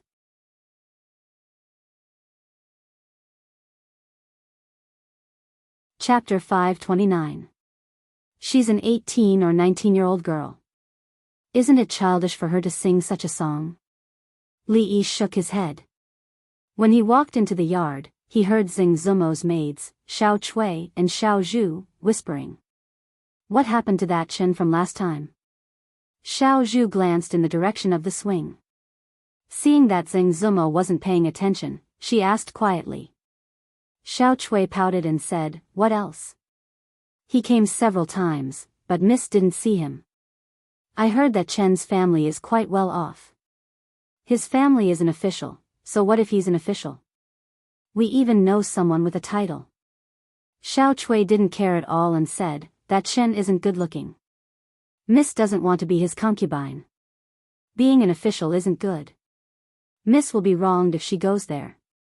If the young miss went over, she would naturally have to follow. That young Master Chen was actually quite good looking. He was a fair-skinned young man, but compared to young Master Li, he was still inferior. Even if it wasn't for the young mistress, for her own sake, she would definitely choose someone she liked more. However, Miss and Li didn't seem to have that intention. This wouldn't do. How about waiting until the next time Miss took a bath or changed clothes, and then let Li in? This could be considered. It would be best if the rice could be cooked. Li Yi walked over and asked curiously, what Chen? Xiao Chui looked back at Li Yi and said, he's an admirer of Miss and wants to take Miss as a concubine. He's been here many times. After saying that, he stared at the expression on Li Yi's face. Concubine? Li Yi's expression changed. This wouldn't do. If Goddess Luo Shui ran away with someone else, where would he find such a good chief designer, chief artist, chief brothel manager? Wouldn't everything be a mess? Seeing the expression on his face, Xiao Chui finally relaxed. What are you talking about? Xing Zumo walked over with Yong Ning in her arms. I'm talking about Chen, Xiao Zhu said immediately. Xing Zumo panicked for some reason. She looked at Li Yi and shook her head. Why are you talking about him? He has nothing to do with us, exactly. Li Yi nodded and said in complete agreement, a woman is 18 years old. Even the imperial court has said that it is most appropriate for a woman to talk about marriage after the age of 20. By the way, what is the background of that Chen? Xiao Chui thought for a moment and said, in Chen's home, it seems like there is some kind of minister-counselor. What kind of wolf is a squire wolf? Does it bite people? Xiao Zhu asked suspiciously. Minister-counselor? Li Yi shook his head and said, how can a mere minister-counselor be worthy of your miss? The son of the minister-counselor is even more unworthy. The next time he comes, tell him to wait until he dismisses the Minister of Rights and takes the seat himself before we discuss this matter. Xiao Chui nodded vigorously. Xing Zumo looked at him. Although his words were pleasant to hear, why did she still have the urge to slap him? Xing Zumo glared at him and said, bah. The Minister of Rights is already a third-rank official.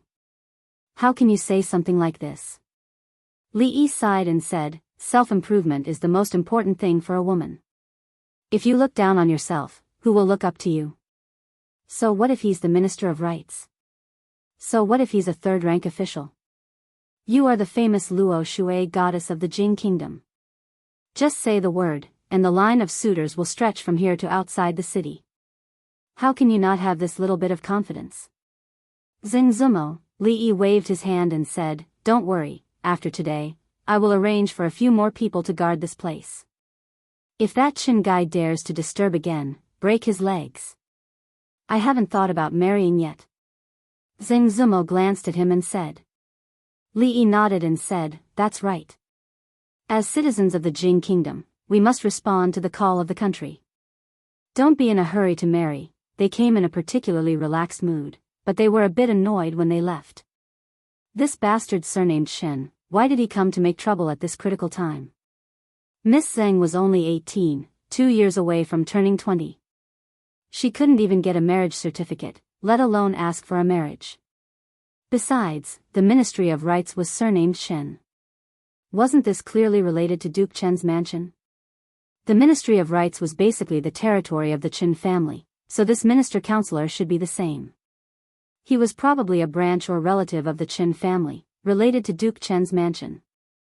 There weren't many good people among them. Could he push Miss Zheng into the fire pit? Obviously not. He was willing to go through fire and water for a friend, even if he had to offend the Qin family for this. Although it seemed that he had already offended the Qin family a long time ago. Li Yi sighed. If Miss Zheng wanted to leave, he would really be reluctant.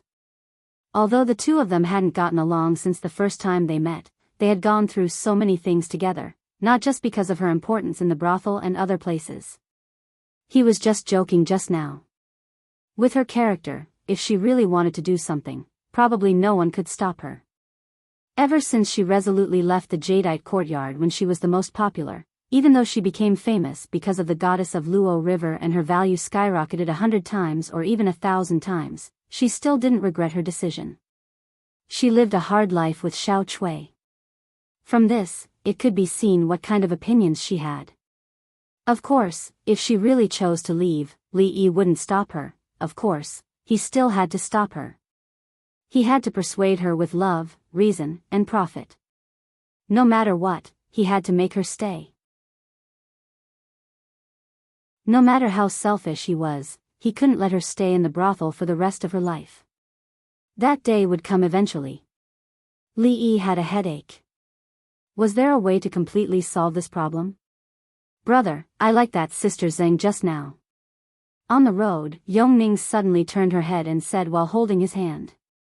Li Yi squatted down and picked her up, letting her sit on his shoulder, and said, "Why does Cindy like her?" "She sings for Cindy," Yongning said while swinging her legs. Li Yi shook his head. Yongning's affection for Zheng Zumo wasn't because she was willing to sing that kind of childish song for her. In her subconscious mind, she probably also regarded Zheng Zumo as someone familiar in her previous life. Even if she had only seen Zheng Zumo on TV, it was already precious to her. "Brother, do you like Sister Zheng?" Yongning grabbed Li Yi's neck and asked. "Do you like her?" "I like her." Li Yi sighed and said helplessly, his neck was about to break. "Yeah, I knew it." The little girl was obviously happy. "Brother, I want to hear you sing." She became more talkative when she was alone with Li Yi. "Sure, what song do you want to listen to?" "Two Tigers." "Can you change to another song?" "Change what?" "How about Don't Look at Me, I'm Just a Sheep?" "I've heard it just now." Okay. Li Yi could only shake his head helplessly again. A moment later, a voice came. Two tigers, running fast, one without ears, one without tail, how strange. How strange. A few steps behind him, several palace guards tightly pursed their lips, but they didn't dare to laugh. Their bodies were slightly trembling, and their faces were already a little blue. Even the faces of the two gray-robed old men twitched when they raised their heads to look ahead. Hearing a strange movement behind him, Li Yi turned around and saw their expressions. He said coldly, "If anyone dares to laugh today, I'll push the merry-go-round for the whole day tomorrow." This was a life-threatening task. When the guards heard this, their expressions immediately turned serious and no longer showed the slightest hint of surprise. Li Yi turned around with satisfaction and continued to sing, "Two tigers, puff." "Haha. I really can't help it." All the guards clutched their stomachs and staggered. Li Yi's expression was calm, and he didn't look back. Fong had been working hard these days, and it was time to take a few days off to relax.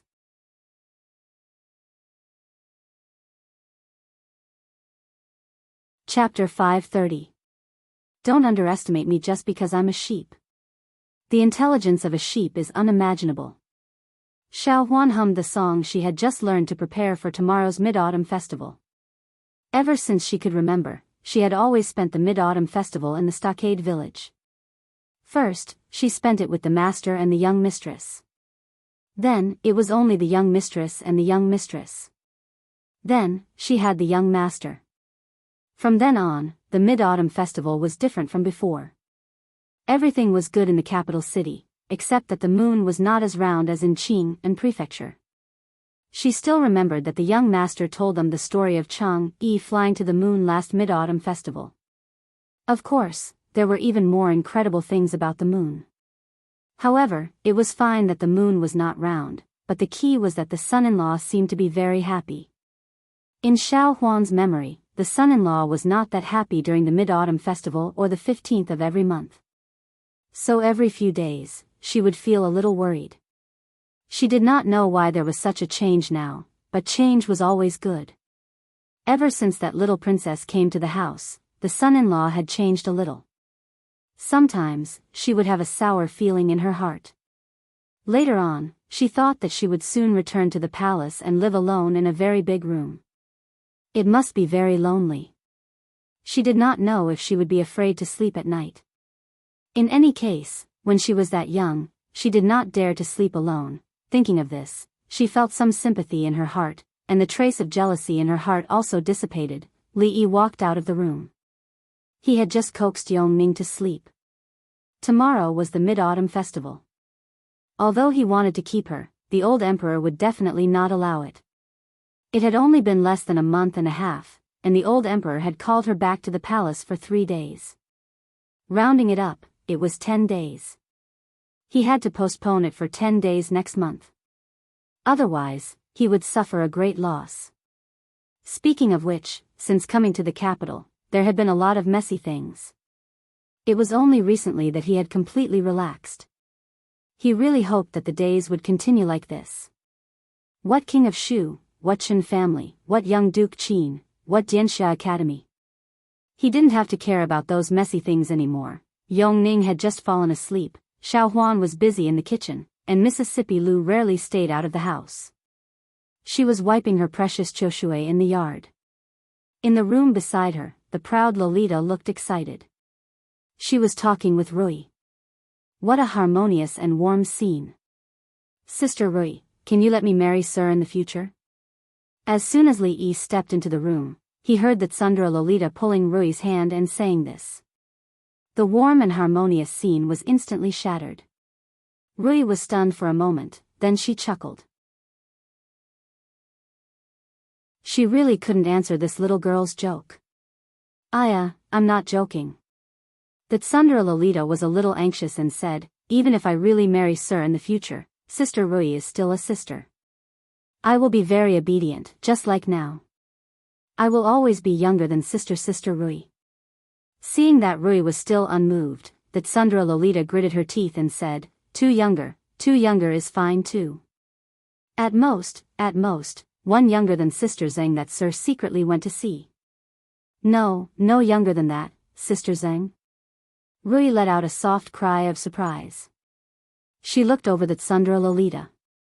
Sister Zheng. Mississippi Lu's choshui had already been wiped.